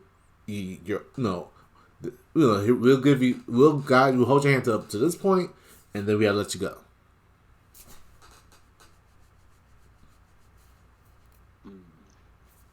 What about you, Goody? Would you how you feel about the new entry barrier that could be potentially uh, harming harming the community scene, or what are your thoughts about it? Uh, I'm actually one of the people who don't mind the barrier of entry that much because at the end of the day, there's a couple of constants. The good players remain good, right? And if lowering the barrier of entry into games means that it expands the player base, then I guess I treat that the same way that I treat having to just kind of accept the DLC content we were talking about, right? Like it's just one of those things that I think is kind of a necessary evil in order to make these games expand. And from what I've seen, you know, Street Fighter Six has had some new players come on the horizon. Street Fighter Five has had some new players come on the horizon. But the thing that remains is that no matter what iteration of the game comes out, and the top players are still the players who remain the most consistent. And now I can see that in the long term, uh, because of the lower barrier to entry, it might make the game less fun in the long run for the people who've been playing these games for a while because there are certain things that don't work the same way, and you can tell it's made by like that on purpose. But it's just one of those things that kind of sucks. But I think that if you want the continue the if you want the community to continue to grow, that's just kind of the sacrifice that has to be made. I think. Um, I'm not like I guess I don't hate it or love it either way. I'm just gonna say that I'm pretty indifferent towards it. But like let's just say, for example, like Street Fighter Six, right? There's you could argue that this game has a lower barrier of entry, But I think in adding these simplified mechanics, they've also created what I actually think is probably one of the hardest mental stacks I've ever had to deal with in Street Fighter Six. So you could make there's an argument that could be made that even though certain things are simplified, like maybe uh, combo execution, or maybe uh, players not having to learn a neutral as much because you have all these neutral skipping tools in this game. There's still like an added layer of depth that comes at a high level because you have access to these new mechanics, and then old school players are always going to play Street Fighter like Street Fighter. I mean, there's always going to be heavy neutral and footsies. Um, but there's now this mental stack that's added. Like that's why the corner feels so scary in this game. I can't even think of a Street Fighter game that I played where the corner was harder to deal with than it is right now. So you can make the argument that some of these things are, quote unquote easy mode, but I actually think these things have actually added a layer of depth that's never really existed in the game before. You got to think about drive impact in the corner. You got to think about whether somebody's going to drive rush at you, and you got to worry about checking the drive rush, while still having to maintain your spacing and footsies like you normally would in any Street Fighter game. So I think that I think you just have to look at it with a level of open mindedness that I don't think everybody looks at it with, because I think that there's still like even though these are new mechanics that are easy, there's still like a level of skill I think associated with players who are able to consistently check them at a high level. So yeah, I don't know. Yeah, I'm indifferent. Yeah, and then I mean, they introduced, of course, with modern controls, new for the franchise, here for Street Fighter to help with the entry barrier for the newer players to come in, just as an alternate control scheme on making it happen. Modern controls has been a bit of a topic for a while now. There was talks of like, yo, we might need to ban modern controls from tournaments, and I strongly argued against that. I would strongly argue against that because for the simple fact that you want to get as many players in and playing the game. In modern mode, it does limit some of the abilities for combos and specific routes for your character. So you are playing at a deficit, but you have a lighter execution on making things happen. But modern mode is definitely, I definitely think things could be different if modern mode wasn't a thing, just because of how this they wanted this game to be a global success, which it did. It did meet its goal. I'm sure Street Fighter Six has sold millions of copies by now. Um, and with that being said, yeah, because they had like what 10 million something copies sold worldwide. They even did like a little celebration event for it to give out tickets. So it's definitely one of those games where modern mode is being looked at now in a different light than it was and when the game first came out. Oh, modern mode is for scrubs, this, and that. People refusing to learn how to really play the game. You start to see less and less of those complaints going out because now it's more of a universal accepted concept of, yeah, now modern. They're realizing that modern mode is here, and it is, it's here to stay. Yeah, That could change in season two. I, yeah, I, I think that one of the things for season two for modern mode would be that I think they should, if they were going to scale down modern mode even more, I think they should take the ability away to do the normal inputs in modern mode because there's no damage penalty for doing the normal inputs. But I think if they wanted to really do it, they could redo. I mean, they could like reprogram, quote unquote, how modern mode would work. But I don't know. That's just an idea. I'm sorry, Goody, you was about to say.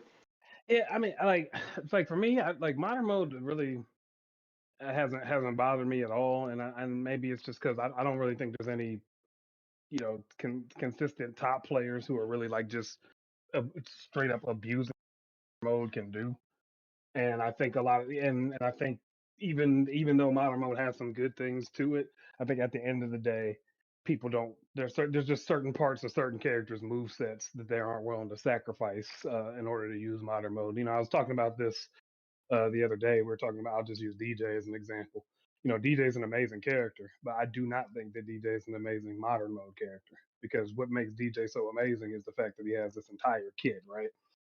And when you pick modern mode DJ, you sacrifice the probably what his greatest strength is which is having a diverse tool set. So I like the fact that modern mode is kind of balanced around having to make a sacrifice on what your character can do in exchange for easier to perform supers and things of that nature. So I really do not mind it at all, especially because I think there's only one modern mode player who's even made it into Capcom Cup. So it's not like people are out here running rampant. I think that, again, that's another one of those vocal minority cases where I think a lot of the people who are complaining about modern mode are the people who are struggling to get out of the lower ranks, and they're just gonna have to have you're just gonna have to find an but like I I would be willing to wager that the people who are complaining about modern mode are people who would probably lose even if the person was on classic. You know what I mean? Like I don't think that modern mode itself is really inherently an issue. At least not yet. I haven't seen it. I'd be forgetting it even exists until I run into like the handful of people who are actually using it. Mhm. Yeah, I think it just took some time for people to accept that modern mode is a thing. Yeah, I know it's some salt to lose against a modern mode player, and people might have their grievances with the one button supers and stuff like that. But at the end of the day, I think you mentioned the modern DJ sucks, right?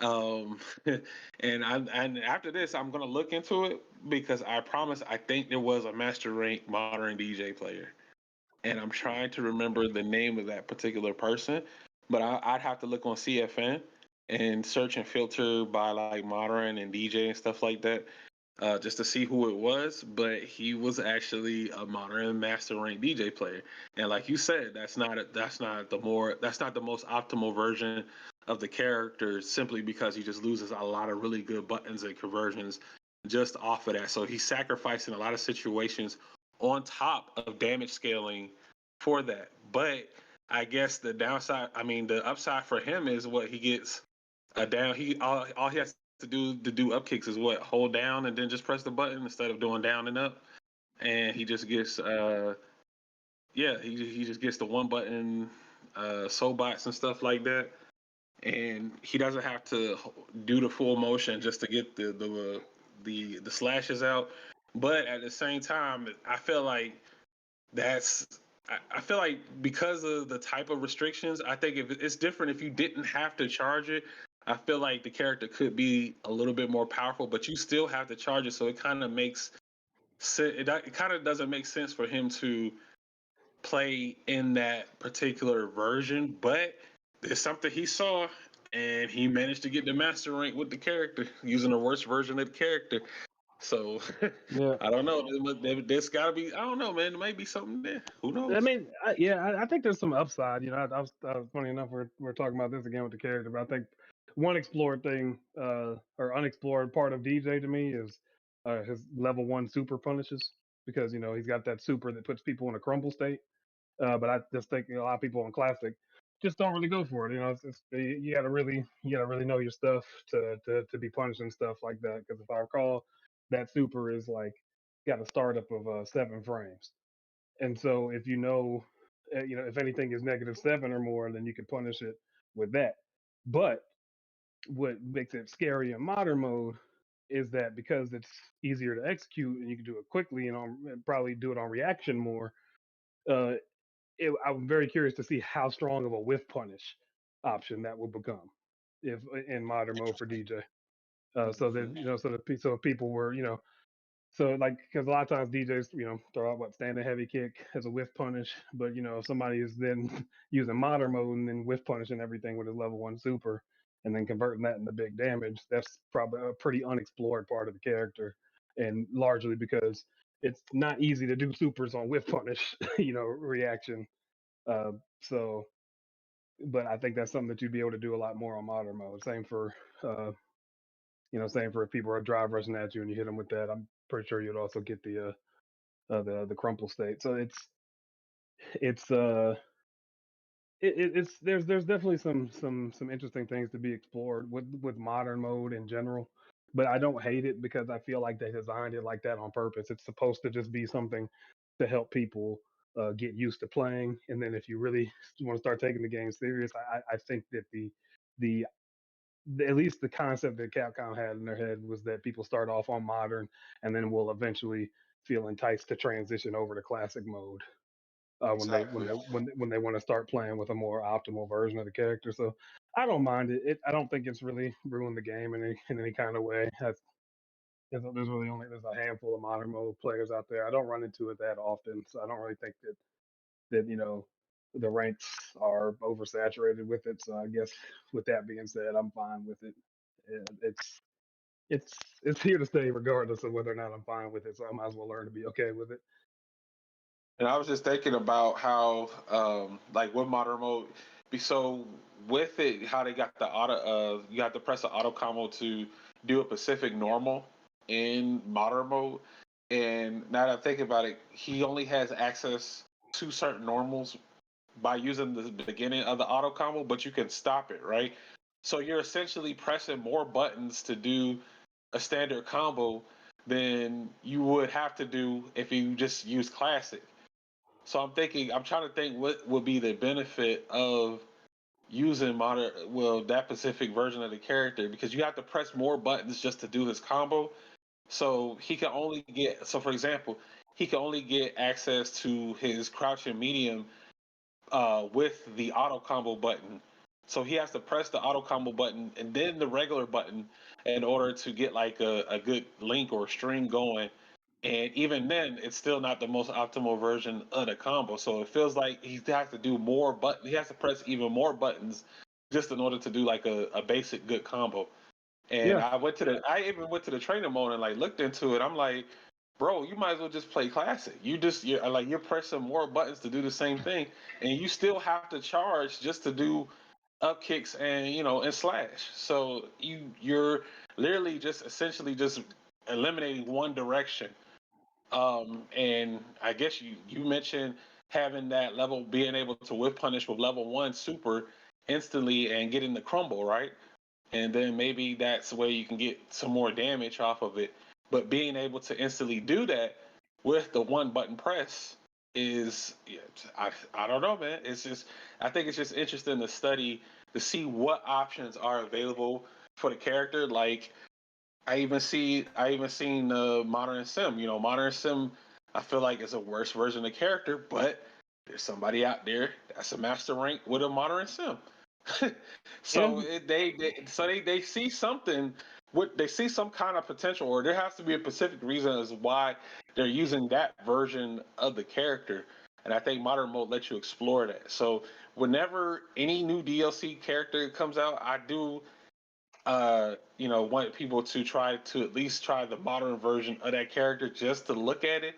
You don't have to necessarily, I mean, you don't got to play it. You just exploring the option with your character. And I think everyone should do that just to see what the character is. I know Retro said that's not, not his cup of tea for modern mode, which is fine. But I think like there's several character specialists that use modern mode in general, and they're making it work for them, and they're producing amazing results. We've even had modern players that have won tournaments on that. So I think it's definitely now a more accepted concept that modern players can compete and at the higher level. They just have to be. They know that they have less access to certain resources, but the trade-off is to being able to instantly react into situations where their fingers might not be quick enough to do an input for a motion. So I just just an interesting thing I always thought about there for modern controls. So before that, um, let me see before we move on into our next topic. That Retro, do you have anything you want to add in on modern? Not too much. I mean, yeah, yeah. If anything, many guys have heard what I said about modern. Modern doesn't, like I said, person doesn't bother me, and I'm fine with it. in that sense. It's just that because, like I said, people think it's a crutch. I said, but many pro players, like I said, they use it for many reasons. Instead, the advantage, like I said, the reactions, easy access to certain moves and combo concepts and all that type of stuff. You know, it's a different way of playing it. It may be simpler, but I still personally don't think it will make you a better player ultimately. Because, like I said, um, is also you have the characters, and then you also have the mechanics. In particular, this game is a little more mechanic reliant versus character um, reliant.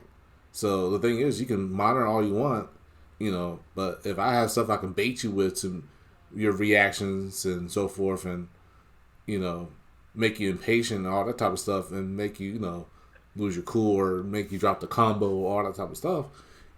It's no different from playing against someone who's classic and or any other game that doesn't have a simple version. So, and like I said, I played against many moderns and they all lost to me. So that's all I gotta say. I mean, I'm Yeah, maybe a little petty about it, but yeah, But that's the thing for ultimately the topic of like the barrier, you know, because like I said, not everyone is going to learn how to do a quarter circle forward or know what that means or all that type of other stuff, half circles and dragon punches, double this and double that, charge this and that. No, and I think there's nothing wrong with it. I mean, Mortal Kombat was designed, for example, the game itself was designed to contest against the complexity of Street Fighter at the time with the inputs. And you see where it is now. But now they have it where you can have alternate controls where you can do the Street Fighter inputs and everything, and it's easier for me on that version, and then to do the simplified. But as far as like as it goes with like the for Street Fighter having this feature, like I said, and it goes once again with the marketing and everything else. We're not the only. The FGC is not the only audience in the world, and we have to realize that. okay. Yeah, it's modern risk reward in a different way, and then you can look at it that way, like Jessica was saying, and I'm okay with that. Like I said, you can play modern. You can choose it. You can even try to do a one button on everything. I can still beat you somehow. I'll find a way. But other than that, you the final use it in a way to learn how things work. Because I think that was the purpose for the developers to say, okay, this is how this character works. This is how the combo system is designed this way for this character. This is what the character can do when he has all this, or they have this, and or whatnot. And then you're like, okay, well then with classic, there's more stuff they can probably do because they have additional the tools that they were missing from the modern, you know, and but if you want to play with the simplifications and all that, and works out best for you, do you? But don't. But I think it's the fact that people are not respecting each other because of the fact of the going simple or going complex. They disregard. No, it's got to be like if you're not doing the most complex thing ever, you're not considered a skilled person, or you're not that skilled as someone at all. But and then of course but if you're a skilled person, or if you're a complex person, then you're not. Then you're considered elitist, and you're only care about winning, and you're just you're ignorant and all that type of stuff. And I think that's the other part of it too, the behavior side of things of people who view modern versus classic is not only just from the skill side, but also the personality side too. But yeah. Okay. Well, yeah, that's definitely. I always thought it was an interesting topic to see how people felt in regards to modern and classic controls. I think it's no different. No real, different. I think it's been accepted at this point. I think it did have a rough start, where people calling people frauds for just using it and not respecting, modern players. I mean, you still have people that have salt, but it hasn't been as bad as it once was. mainly because now you're starting to see these players perform really well at these events, getting into top eights and getting top threes, winning tournaments and stuff like that. Now we're seeing that it takes a certain particular type of player to get to that particular level and being able to compete at that highest tier against the classic controls.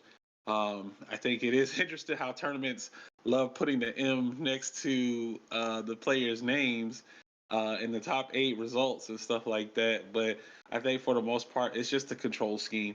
It's an alternative control scheme that does allow for more simpler input for special moves. But they did tax on the penalty. A 20% damage reduction is pretty huge for the characters. Now, just imagine if they didn't do that. Yo, Yeah, I mean, if they didn't add that to the game, then that would have been it.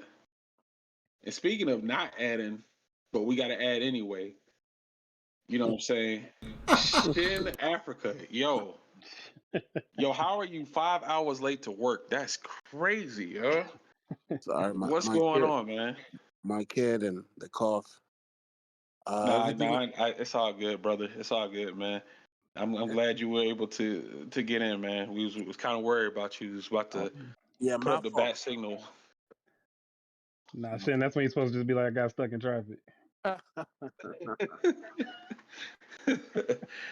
you What, fellas? what, How you fellas doing? uh, we good, man. What's going on, man? Introduce yourself to the world, man. Um, my name is Sam.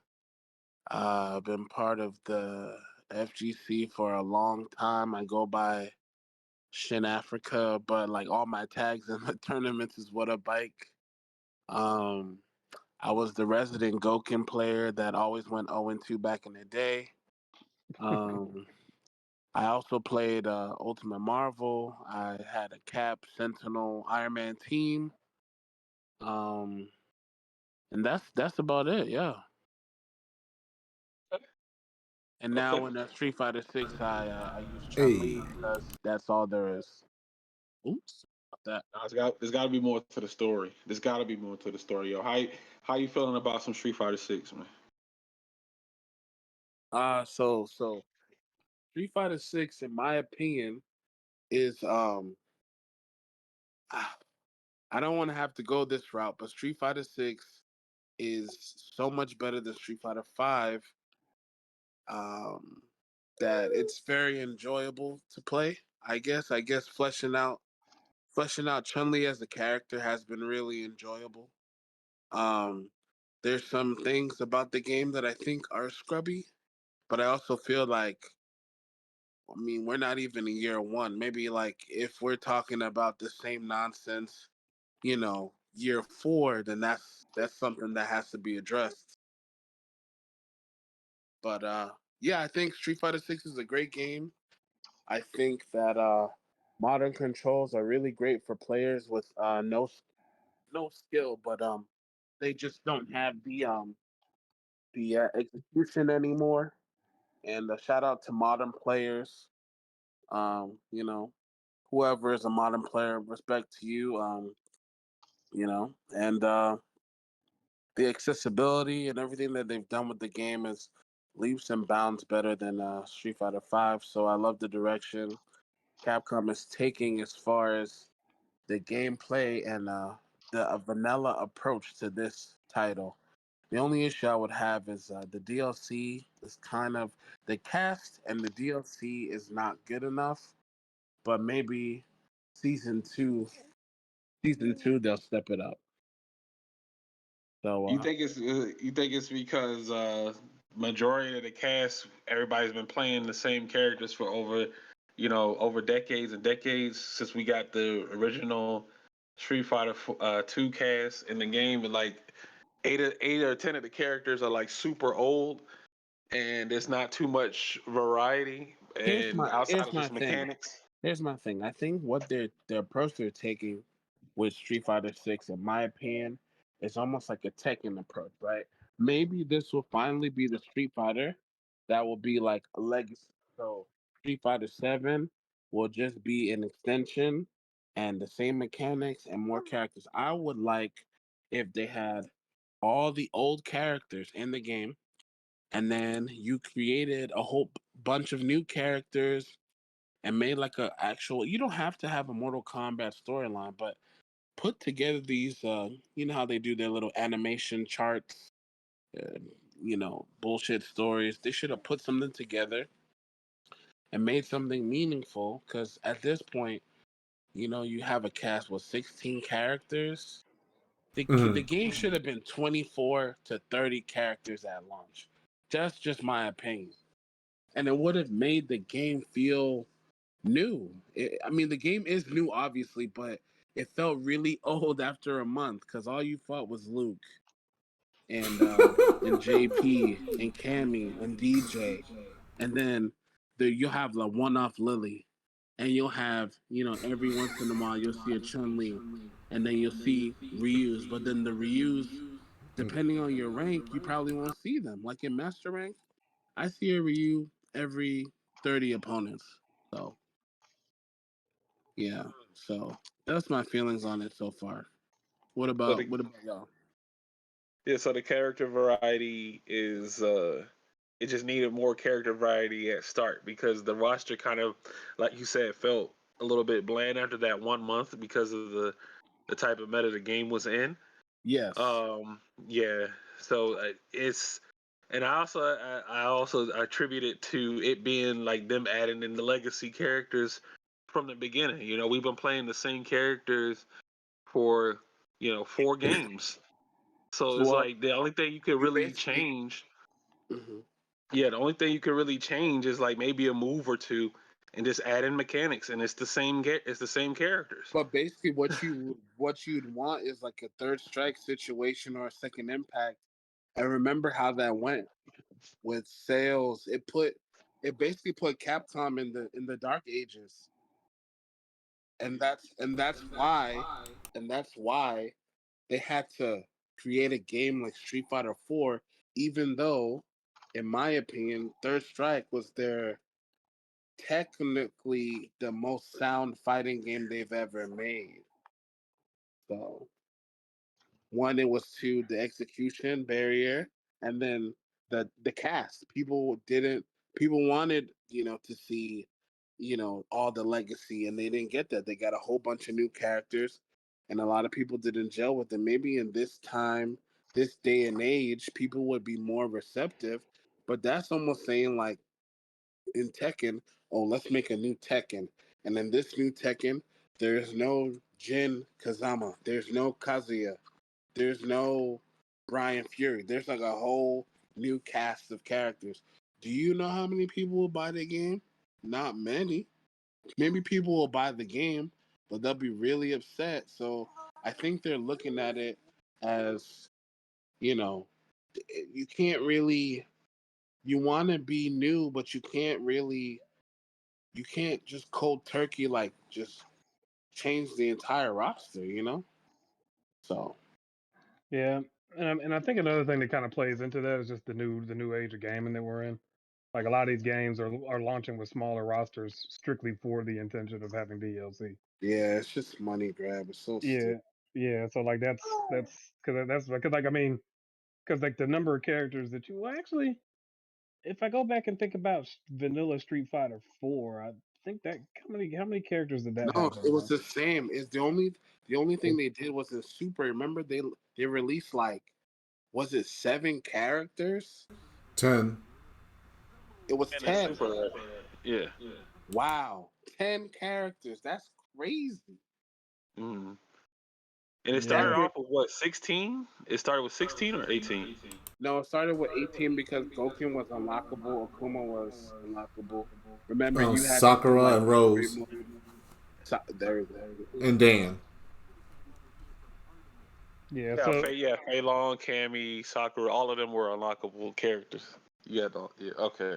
yeah, so it's the same thing for this game. It's just yeah, skinnier roster at the beginning because everything is gonna be DLC later. So yeah, we already know we're not even playing the most fully fleshed out version of the game yet. I am very curious to see how the game's gonna feel though. Like once the roster like really starts Yeah. filling out. I think that like You got to look at the time though. Like we've only had two characters since the game has been launched, and it's been what Yeah. 6 months in 6 months. That's it's not Yeah. seven. good. It's seven. That's not good. Yeah. Yeah, They got, almost about 4 more months. The game came out for a year. what was see stuff like that makes me wonder, like, what was the Street Fighter Five character release cycle? It's the same. It was the same. That they Yeah. only About have like they only They had like even two characters in or even though they said they were going to uh their delivery was gonna be way better. It's been exactly the same. It's just that their product is way better than Street Fighter Five was on launch. yeah, so people were still sticking with it because Yeah. the foundation of it is better. Yeah, that makes sense. Yes, exactly. They did Yeah. they had season passes, but they had more characters. They had 6 characters per pass Yep. on it. So I think But remember, Guile in Street Fighter Five was delayed for like Oh yeah, I remember this. was it? It was Almost two like months. 3 months. Yeah, 2 3 months. Yeah, because yeah, almost like almost every month it was putting the character. Mhm. Yeah, they dropped the ball a lot with Street Fighter Five. That's why I just didn't understand. But it was the money.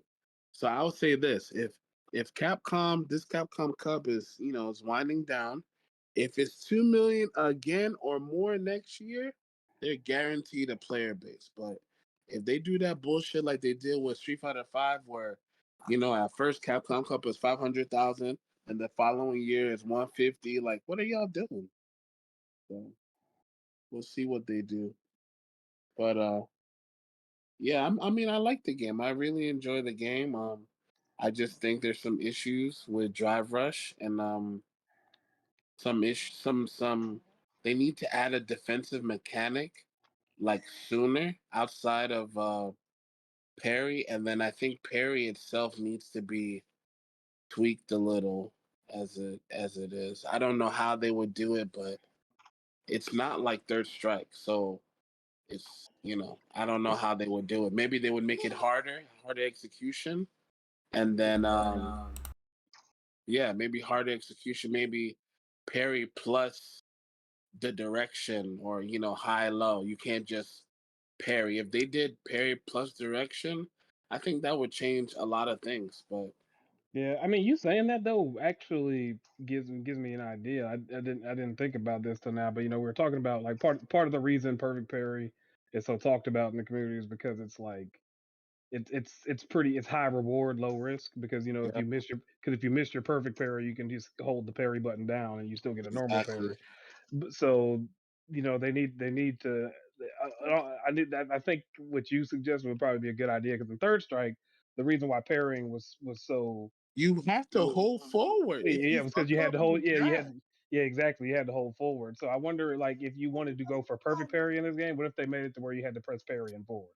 Yeah, I think that's Bruh. But like parry forward the direction. So if it's low, you have to do forward, like down forward parry. If it's high, up forward parry. And then also tap parry, there needs to be an increased recovery, and your drive bar needs to go way faster if you're gonna just sit and hold parry. Yeah, Because but it see, just Mhm. but if we implement what we were just talking about though, they might not even have to do that because then you're holding full, you're having to hold forward, and you're just gonna get hit regardless. That's true. So But so I think they what yeah. people would want though is if they did that, they would want no scaling. They would want no scaling. Oh yeah, because of the Yeah, because if because of they the added if risk. yeah if you're gonna make it harder, then take away scaling. But then I feel like there's there's sorry language. There's people out there that are gonna get nasty, and then that's gonna be a problem. So I feel like basically, Perry should be there to get out of situations that are hard for, let's say, your character or player, skill wise, you can't really adapt. So you need Perry. So go ahead and use Perry. Perry is not used for you to, cash out and win, at least in Street Fighter 6, in my opinion, because of the skill. Yeah. So if it's like that, I think it would be a great defensive tool. And then maybe another defensive tool, not bring back V shift, but maybe bring back invincible backdashes. You don't need to add another new mechanic defensive wise. Just add invincible backdashes, and then see how people, you know, I don't know, I and don't know then Bring how. back break. They could bring back the V break that they added in Street Fighter Five, what's where what's you V break? so break it was a mechanic where you press I Talking think about you medium. talking about you talking about V shift? Yeah, that basically No, is Street V Visa. break. No, not sorry, V. Yeah, there's V shift and V break. So V shift is when you do the dodge, and V break is when you do the attack after it. That Oh, does a knockdown. Oh yeah, okay, that. So oh, I yeah, didn't. so what if they had it where if you did parry, but then you press back, you would do the V shift. You would do the shift, and then if you press another button, you could do an attack, but it would cost your bar in order to do something like that. So it's Yeah, kind of like a parry, but you're spinning meter to do a knockdown. So you're not gonna get a big combo or a punish, but you're spending meter to get a hard knockdown. I mean that could work, but I think it needs to be explored. Maybe to use your like super gauge meter. I feel like when you look at the grand scheme of things, like how meter management is, I feel that also the way drive meter recovers, like that needs to be looked at too. Like I don't know, there's just so much. I Yeah, think the there's a game, lot. It's a yeah, lot, yeah. It's a yeah, lot that I feel like that's gonna get a whole overhaul for the latest season. I definitely do not like how stun works in this game. I think traditional stun should come back with the damage scaling on it though. yes, But outside of just having it tied to you just playing defense, I feel like the game forces you on offense. Like you can't you lose for blocking in this yes, game, and I don't like having that feeling of being able to force myself to press a button or react in a situation, or else I'm gonna get burned out and put into stun and I lost. yeah. You You can't play experienced defense that. like you want to. You experienced that what yesterday against me? Yeah, you I were did. really, yes. You did cook. I Well could done, both sides. yes Seasoned pretty badly. well.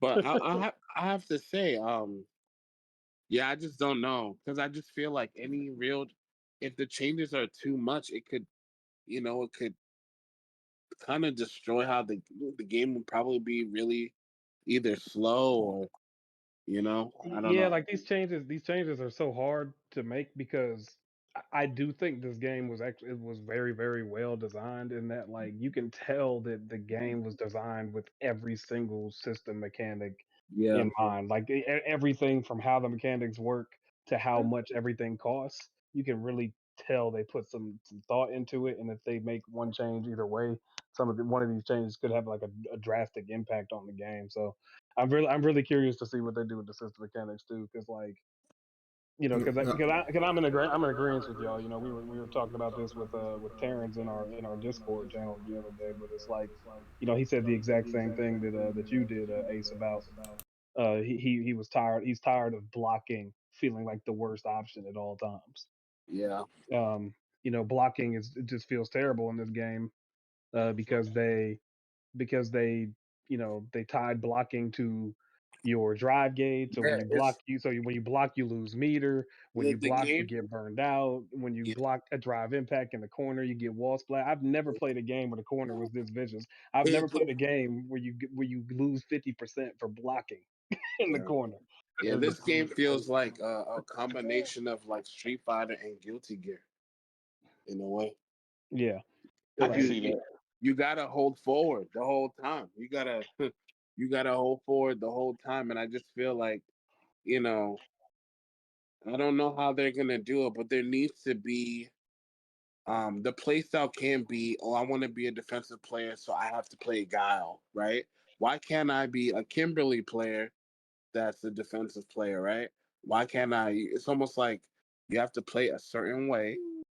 And I just feel like the one defensive mechanic or a tool to reset neutral, drive reversal, is completely garbage. How do you make a move that, well, how much does it take? It takes 3 bars, like an EX Two. attack. I think it's 2 bars.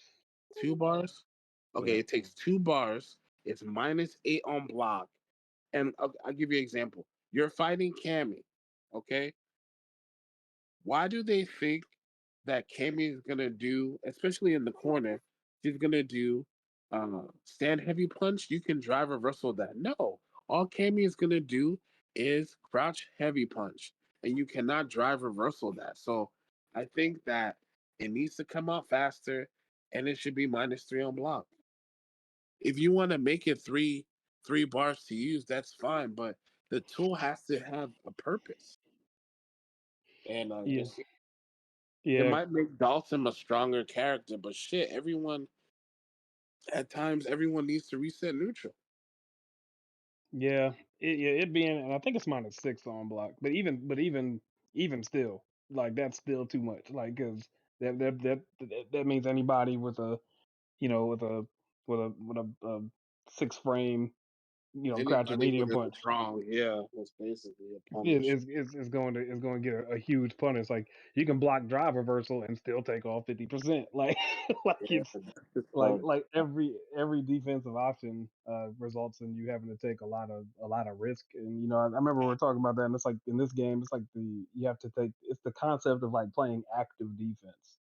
So Yes, it's like you always have to be doing something, which is yes, part of the reason why characters, and this goes back to what I was talking about with Aki. Part of the reason like what characters without reversals are weak in this game because you have to be so active on defense, and if you don't have a reversal, that's just one less active defensive option that you have, and then you have to spend resources on the not good drive reversal, and really your best option is like is really just parry, and uh, yep, and yeah, it's and then drive impact, being a large part of why defense in the corner is it feels so bad because you have this move that only costs 1 bar of a special, and yeah, you can react to it, but as the game has been going on and people have been doing more and more things with their offense, it gets added to that mental stack. And I think Joel was talking about he saw some statistic about how there was like a tournament he watched and like and Drive Impact only had like a 20% reaction rate. That means that there's a 80% Drive Impact success rate. So why not go for it? Even if somebody on the off chance that somebody does respond to it, the risk reward for it is so low that it's like exactly. yeah, I'm just gonna go for it in the corner because yeah, if I get it, if I do it and they drive impact back, like yeah, I might, I'll probably lose some health or maybe shoot even lose the round And depending on where I'm and at. But if it connects, I also win. You know what I'm saying? It's Yeah. And the biggest thing too, at a higher level now, the way you get people with DI is you no longer, it's after a knockdown. Meaty DI is almost impossible to react to. Yep. And then depending upon how much meter you have, like another reason it's so scary is that some scenarios DI is just a straight up checkmate. Yep, it It's like is. you straight you And there's you can't even do anything about it. Like I'll just keep using my character as an example, but DJ doesn't have a level one a level one reversal super, right? So if DJ has 1 bar of super and happens to be in burnout, then that's checkmate. And that's the scenario for a lot of characters who are like that, where there's just sometimes you'll end up in the corner, you get checkmated, and there's really you have like no option. Now, I guess the argument there is that well, you shouldn't have allowed yourself to get burned out anyway, but I don't think it's that hard to get burned out in this game. All it takes is one momentum shift, and people do like burnout specific exactly. combos now too. Yeah, I feel like you have to press. You have to prevent yourself from. Yeah, I mean, if it takes you doing a throw, you just swing. I know people like, yo, it's scrubby. Or why are you pressing this? And look, yo, I'm trying to survive. I'm trying to Yeah, survive because yeah, it's like you close. You get your close. You close to burnout. You like, damn. If I get wall splatted, that's it. I only got 30% life, and my opponent got 3 bars. If I get touched again, it's this match is done. You have to do something. You got to do something. If the game forces you to do that. Now, if those mechanics were not in, and then the stun and burnout didn't work in that way, you could probably play a defensive shell until you found an opening on your opponent. But because of the mechanics of the game, you have to react. You got to do something. So in Yep. your mind, it's like, in order to prevent yourself from doing that, I'm going to do this Hail Mary Super. I'm going to do this Hail Mary EXDP, something to get this opponent to like reset the neutral or knock them down so I can think some more. But because of how fast the game goes, you blink and the match is already over. Yep. And Shin Africa said, meaty DI, extremely powerful. It is so Extremely powerful. powerful. Yeah. Yeah, like mashing super as an option. I don't think I've ever played a Street Fighter game where mashing super was so. Well, that you have to do that. Like you like every time it's funny. Like when I watch people's like replay channels and then burnout, bro, they be swirling the stick, man. Like just like Yeah, praying to God that 'cause that they're the trying to person goes for DI. beat the preemptive DI, so they're trying to do super. Yep. And early in the game, people didn't know you could super the DI. It only, I think it was like a month later. They're like, "Oh, you can. Okay, let's do it." But then that's because like when you're burned out, that becomes your only option Yeah, that's it. reversals are tied to OD. So if you don't Yeah. have bar, then even if you got an uppercut, it doesn't matter. One thing I like though is like they nerfed reversals in general in Street Fighter 6 because you always hear players um like Chris T talk about, oh my god, my light DP doesn't work and da da da. I mean, it's a certain frame data. Like these guys in Street Fighter 4 were literally mashing DP as long as they had 2 bars. And now you really can't do that. You kind of have to play a little honest, and the only ones you have to worry about is an OD reversal, which in case I think is good for the game because I don't know. I think it's good for the game. What do y'all think about the whole how they nerfed, I guess, reversals in general? I It don't mind where definitely they are. changed. It changed the character. I'm sorry, go ahead. Oh, no, I was just gonna say I don't mind where it's at because I mean they actually made that change back in Street Fighter Five where you had to spin meter on reversals. I liked it because it made it a little bit less of a 50-50 game, and I think it was, you know, part of the reason why reversals were always strong is that like you didn't really feel rewarded when you got a knockdown sometimes, because it's like, dang, why am I dealing with a 50-50 on their wake up? So Yeah, that shit is crazy. so like that, so I don't mind EX meter being tied to reversals for that because it kind of takes that mind game out of it a little bit. I think people are a little bit more rewarded for their knockdowns. So I actually don't mind that. Spinning meter for EX is fine. I think it levels the playing field a little bit better. Hmm. I will say a lot of these light DPs in the game are really good with blowing up safe jumps, but people just don't know. Like Chun Li's light 10 show, if you are doing a 45 frame setup, she blow it up. A 40, I think she can blow up basically every Chun safe jump. Chun can blow it up with her light 10 show. So that's why I use my light 10 show to blow up safe jumps against a lot of characters. They Yeah. have their uses. Okay. Well, now as far as you losing the reversals on the game, so I'm thinking because if I compare it back to when the beta was out, how much change to the game had from then to release, it was quite interesting because when Kimberly lost her reversal, she can't do the wake up Tatsu anymore on that. And I think there were some changes to Ken and Ryu and Luke between the original beta and then the final product. I think that gave us a preview of what season 2 could be looking like. So I'll give you guys this question before we wrap it up here. Shout outs to Sam for Shin Africa for arriving 8 hours late, but it is what it is. Things happen. You know what I'm saying? Hope everything's well. But what changes would you guys like to see for season two, or what are your predictions for season two? And I'll start with you, Shin Africa. Um, I think season two they should go even bigger.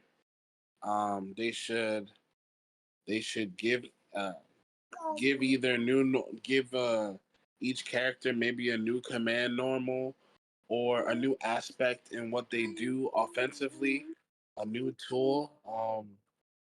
Buff certain characters level ones. Like so, when you look at the cast, there's a group that have very strong level one, two, and three, and I think that like I'll give you an example. Like Honda's level one is so not even because of the damage, just like how it's used as a reversal. I would love for Chun Li's Kakosho to be good because right now her Kakosho is awful. Her level two is so her level two. I think her level two should do a lot more damage because the way it is to use Chun Li's level two at an extreme level, right? To cancel the Serenity Stream, combos and all that stuff. It's really hard, but it's not rewarding. There's no reward in doing those combos. There's no real. You don't real. The damage is terrible. Your best bet is to try to do your left right or just do your corner carry. And I just think that there leaves more to be desired, right? I'm not saying everyone needs to have a Blanca and a Jury level two. I'm just saying that um, everyone's level one, level two should be more impactful. But one thing I will say they should remove is Oki after level three. That shit should be removed from the game. You hit the level three, let's reset neutral. You shouldn't be able to dash or drive rush and do anything. So yeah, so I would like more offense, um, fixed drive reversal. Um, and if they're gonna give Kimberly EX Tatsu reversal, they need to nerf all her tools because that's crazy if they do that. Give her back her EX reversal, but nerf everything else she got. Yeah, That's the way. yeah. That's the way to balance it out. Because the thing because the thing is just like in Serenity Stream, Chun Li is negative. She's super negative unless she gets the hit. It's the same way with her run setup, right? So I just feel like she should be able to do everything. It's just less. I don't know. I don't really know how they're gonna do it, but everything that characters are lacking, you know, give them some more stuff. And I feel like they should leave certain characters just leave them alone. Like Luke, JP, Ken, they just leave them alone. Buff everyone else, and then see how it pans out in season two. So use them as a catalyst, as like for balance. Like maybe, like well, yeah, keep those characters the same, but just buff everybody else. Yeah, because Capcom has a record of just nerfing everyone. By the time we get to the final game, everyone's nerfed to hell. So don't do that. Just keep buffing and adjusting. Yeah, Buff and adjust. yeah, Mhm. I think how I chime in here is that like I think what I want to see, I definitely agree with that. I agree with the buff not nerf mentality. But there are some adjustments I think need to be made to certain characters. Like we talk about this with Painbot all the time, but part of the reason, or one of the things that we've seen in this game is that jumping is a very strong option, and that's because it seems like across the board in comparison to past Street Fighter games, normal anti-airs are just not as strong as they used to be, and a lot of that has to do with a lot of them having slower startup.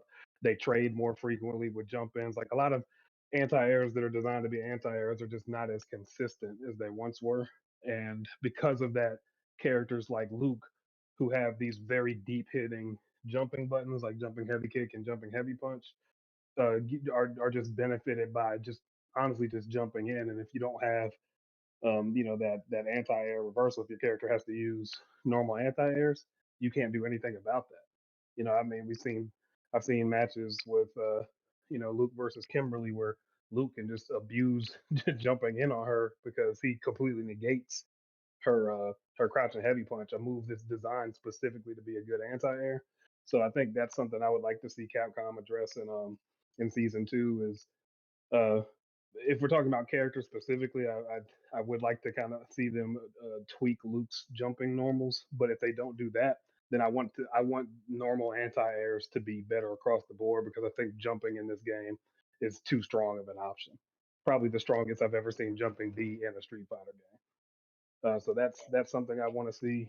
Another thing I want to see, if we're just talking about universal changes, is that I think that Capcom should kind of reassess what they do with character health values because in past games the characters always had different health values. This is one of the first games where a majority of the cast has the same health, and I don't know if that is fair or not given what the characters are capable of. Like, so for example, a character like JP, he's extremely hard to get in on, right?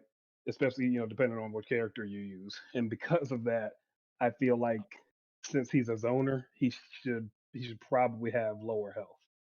Yep. But because they don't really have different health values in this game, that's something that's like not really uh that's just something that I don't think is part of their character balance, and I think that should be reintroduced as character balance.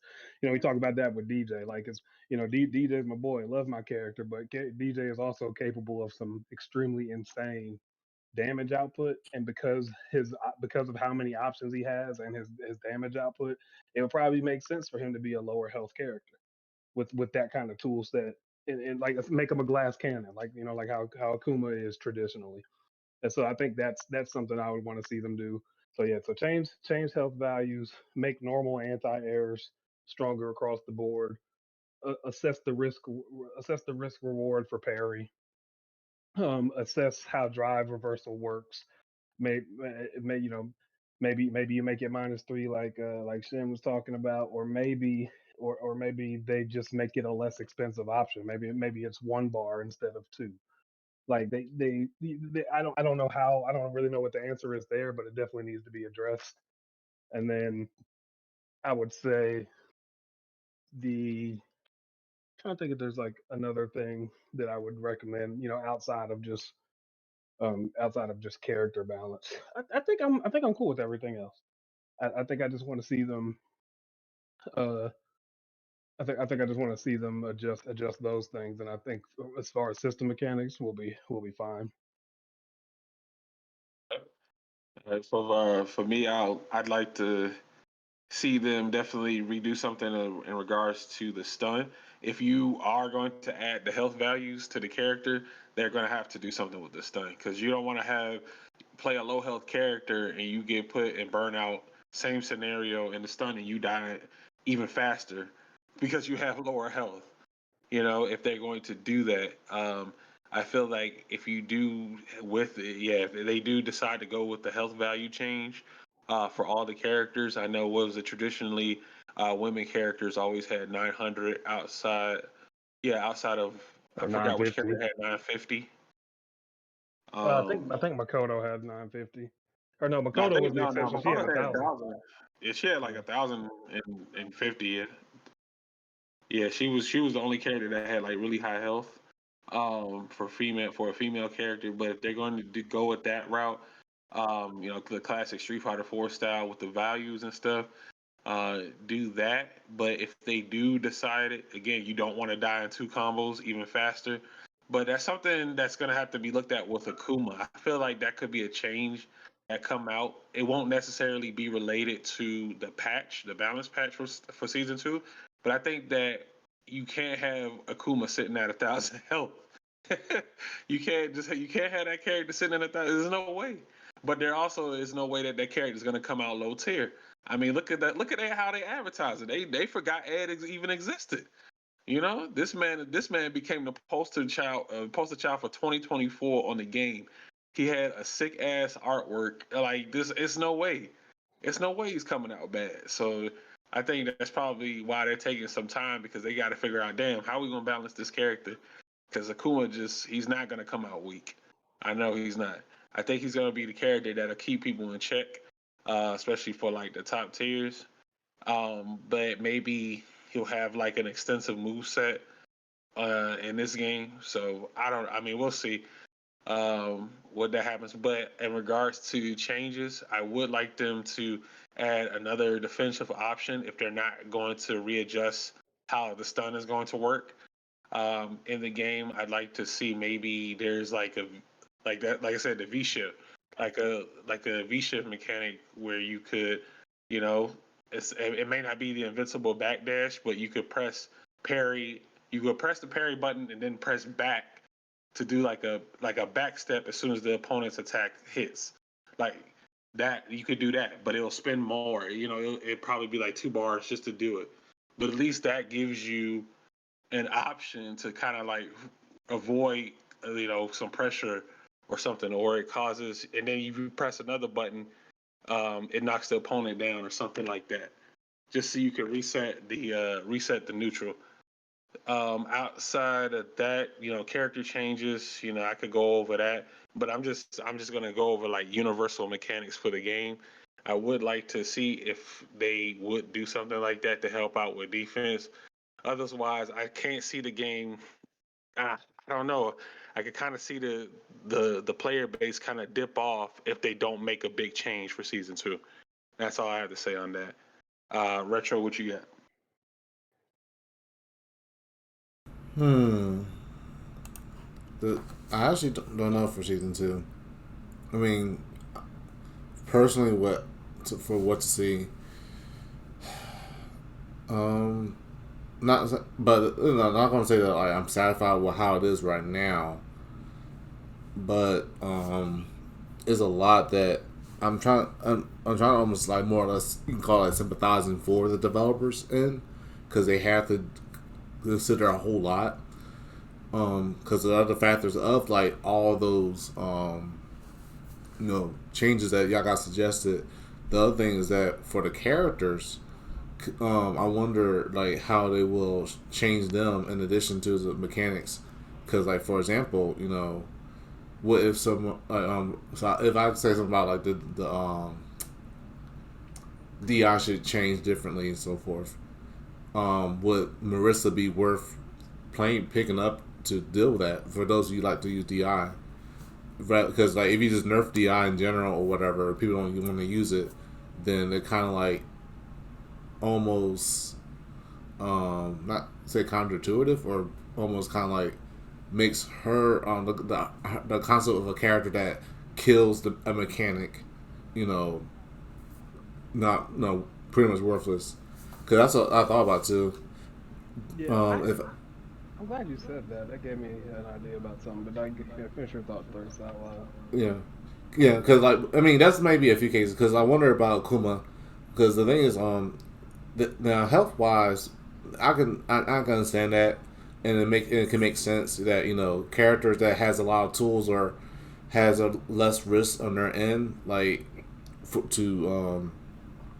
a lot like less risk or tools or they can keep themselves safe, and as a result they have to they suffer as this, because like JP could be considered too strong because he has high health technically, and then he still has like crazy tools. It's hard to get to him anyway.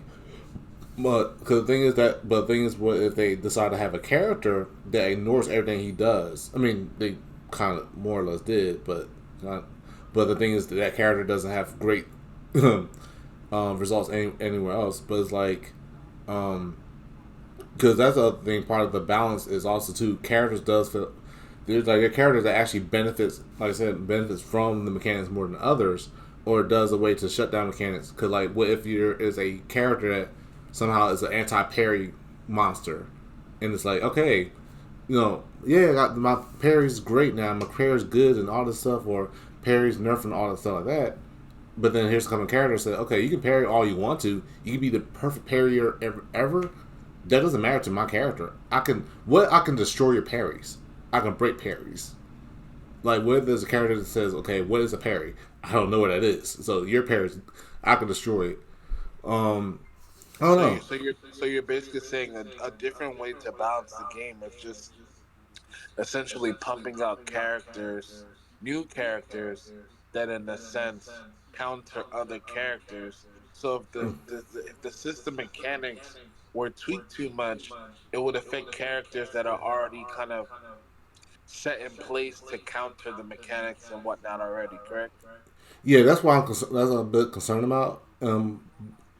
But yeah, because I think that's the other part of like the balance of it too. Because sometimes like some solutions it may not always be change the mechanics of a character or nerf them. Like, well, here's a new character that ignores all that stuff that this character deals with. Like, has a problem. Like I said, anti JP is like, okay, well, I can zone you, throw this and that, and I'm like, well, I can just phase through you, but why do I need? But then that it could be a problem where in that in of itself, because then that character is like, well, what if that character drive rush end up being good, or that parry or the reversals or something like that. So, but personally, if I were to, if I did have to have a suggestion for season two, I'd say, make I'd say less riskiness or slightly less cost on drive reversals. I mean, to me, I don't. From my perspective, I don't see people use it that much. And then those who do, because like Lily, she will make you have to get off her, and like you have to drive reversal, or push her off you, because otherwise, with her wind chime and stuff, she gets in. And but then that's only one character. I don't know. It's really hard for me to try to suggest because I'm considering both ends of like what I really want versus what the developer can have to consider, and we're just all have individual thoughts about it. But if I think like I want to say what I could agree on, the parry can be changed. I can see the parry where you can do a low, do standing, with the directions in addition to the button or whatever. But I think the problem with the parry thing, why it's simple because it jumps on the same thing about new entry barrier. Like there's new, but at the same time, parry wasn't too difficult in a sense compared and Dirt Strike, which is 4 or down. Of course, you do the direction that makes it a little complicated, but they made it simpler where you just press a button. And you didn't have to worry about oh man, which way are you gonna do? This is like a block string is mid high mid low. Great, I had to parry all that sequence. A lot of new people are gonna like freak out about it because then they have to tap this, tap down, tap. It's like playing DDR with fingers. So, but the perfect parry is a tighter. If I remember correctly or saw correctly, it's a tighter window than Third Strike parry because I think it's 2 frame versus 10 or something like that, or 8 frame whatever for Third Strike. The I window. can't remember. I don't remember what the parry window was. Yeah, perfect parry in particular. Like it's actually a much tighter window. So like to even execute a perfect parry is actually like more skillful than Third Strike parry. So I think that's why But then of course even you do get 25% less damage overall. Or 25. Yeah, so that's the thing is like, but that's the thing. I say perfect parry perfect parry. You either get more meter or back, or because you don't get that. Well, it depends on that. No, you get meter depending on attack. If you I say perfect parry, you can get the same amount of damage as regular parry, but the trade off is either no. I mean, it's already tight enough window, or I mean, the thing is that the thing with parry though in this game, and I feel like part of the reason why it should not be as rewarding as what it is in Third Strike is that even though the window is tighter, there's less risk because if you miss it, you can just hold the button down. And Third Strike is what we were talking about before, where like the parry window might have been bigger, but you had to take significantly more risk to do it because you had to press forward. So if you messed up a parry, you were eating whatever Yeah, attack was yeah, coming your way. yeah. Press forward or down. Yeah, yeah. The guess. Yeah, yeah. So you had to yeah you had to really like guess on it. But like but one of the things that you said though that had me kind of thinking about mechanics is that like in Street Fighter 4 there was an armor break mechanic, so everybody had a focus attack, but most characters had some kind of way of breaking that. And I feel like Yeah, if there was more ways to defend against drive impact while you're burned out, that might actually help balance the game a little bit. So it wouldn't create as many checkmate scenarios. So I would want to see something like that. Now, if you do that, you might hurt the uniqueness of a character like Marisa because she's one of the only characters who has a move that can break drive impact. But that might be a universal mechanic that they might have to take into consideration where every character has one guard or one DI breaking move that they can resort to, so that they can. Or at least make it so you can, Mhm. or at least have it to spin a bar. It costs like a super meter or something. One of your super meters to do it.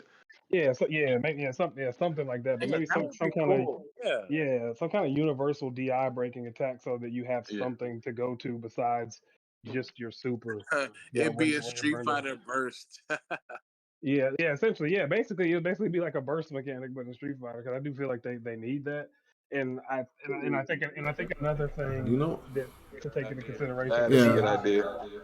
yeah, I mean, another because thing to take into consideration with DI is the fact that like part of the reason why it feels so bad when you're in the corner is that when we're talking about these checkmate scenarios, there's certain block. I don't think there should be true drive impact block strings because yeah, because there's some instances Manon, where you can't. Aki. Yeah, like you just can't do anything. Like once you're burned out and you got your back to the wall and you got no meter, they hit that like a fierce punch drive impact, and for a lot of characters that's a true block string, and there's nothing, literally nothing you can do if you didn't just wake up super. And I don't really agree with the checkmate scenario, and I've been on the receiving end of that, and I've been the person doing it. And every time I do it, I'm like, dang, that joint feels cheap. Like like it doesn't even feel good doing it because it's like checkmate. Like Yeah, I think like a lot of people, but I know like in the sense people want to argue for the cheapness of it because people like people like ways to win and they do cheap stuff with it, and because some you can call it scummy or whatever, but no, there's artists or players that loves that. They're like, you know what, I could do whatever I want, and you're dead. oh yeah, I mean of course because everybody likes winning, but I'm just saying it from like a just a like a universal standpoint and like whether or not Well, that then, yeah, option yeah, yeah. exists because like because I can understand the argument of like well you should be playing for burnout anyway, right? Like, hey, if you don't want to be in that scenario, manage your meter better. And I get that. But I also feel like this game is set up to where it's not hard to get burned out because blocking is so punishing. True. But like so like I don't know. But it's just some things to it's some definitely some food for thought. But I actually got to leave you guys on that one because I actually have to roll out. But appreciate being here. If y'all do this again, I'll let me let you know. Let me know. I can see if I can make it again. But yeah, I gotta roll out. Appreciate you for joining us, man. No, you know what I'm saying? Thank you for taking your time out of your Sunday to join us in, man. You showed up on time for work. I appreciate it. Unlike a certain some person, I see Yeah. you. Nah, man, nah. I'm messing with you. Said you good. Shit. All right, Yeah. man. All right, John. Thank you for tuning in, man, and we'll catch you next time, man. All Yeah. right. All right, Appreciate y'all. you. Uh-huh. All right, peace.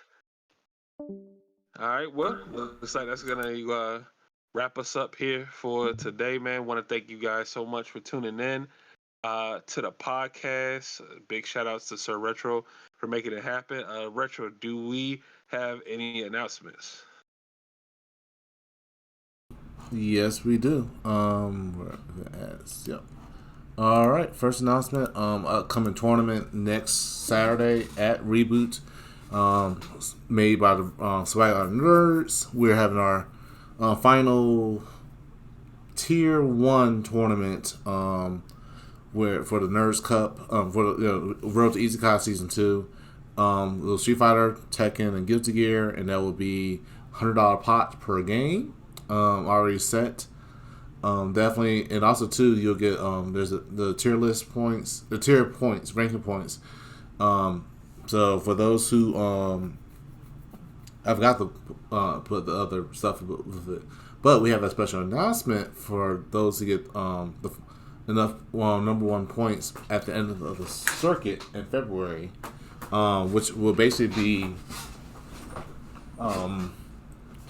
with special prizes. One was we haven't announced it fully, but we going to have special controllers made with our brand, with the EasyCod brand for the players. One's already made so far, but yeah, first place rank before by the end of the circuit will get a special prize for that. So, of course, no.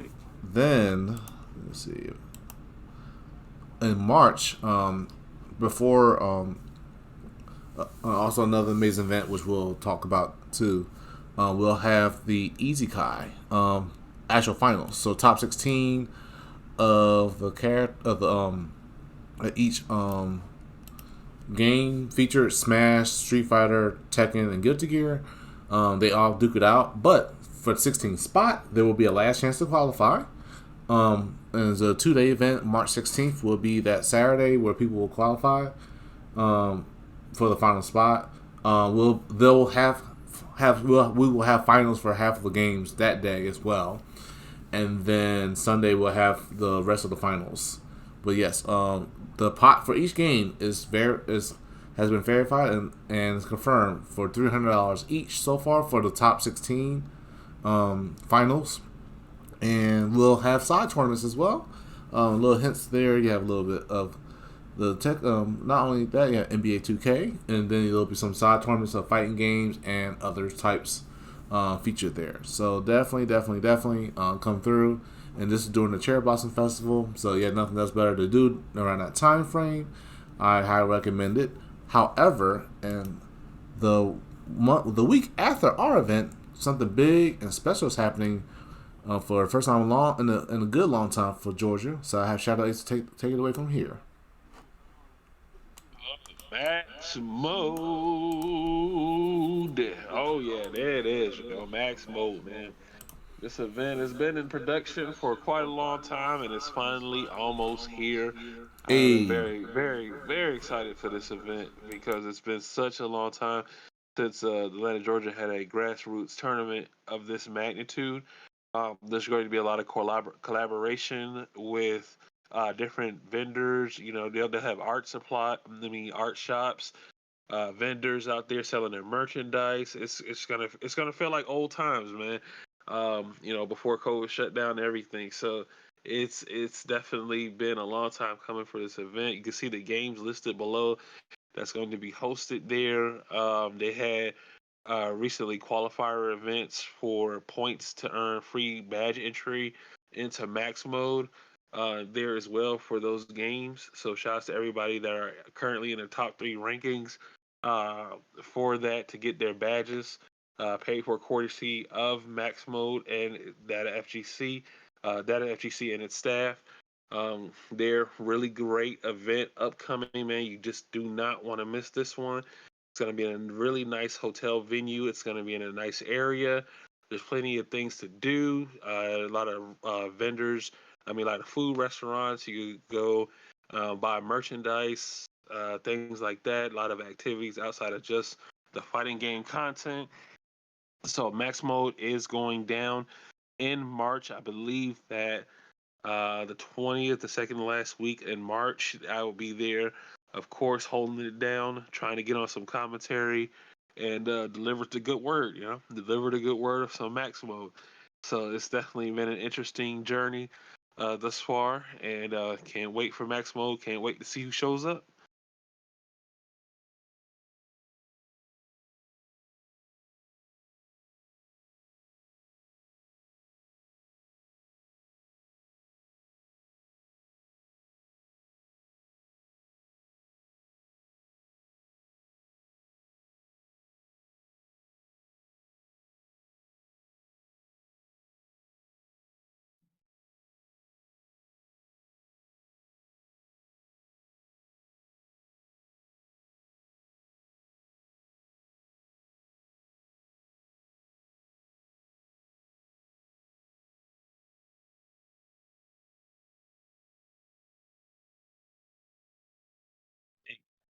I really did. It came down to like the last player, didn't it? It was the last player, last game.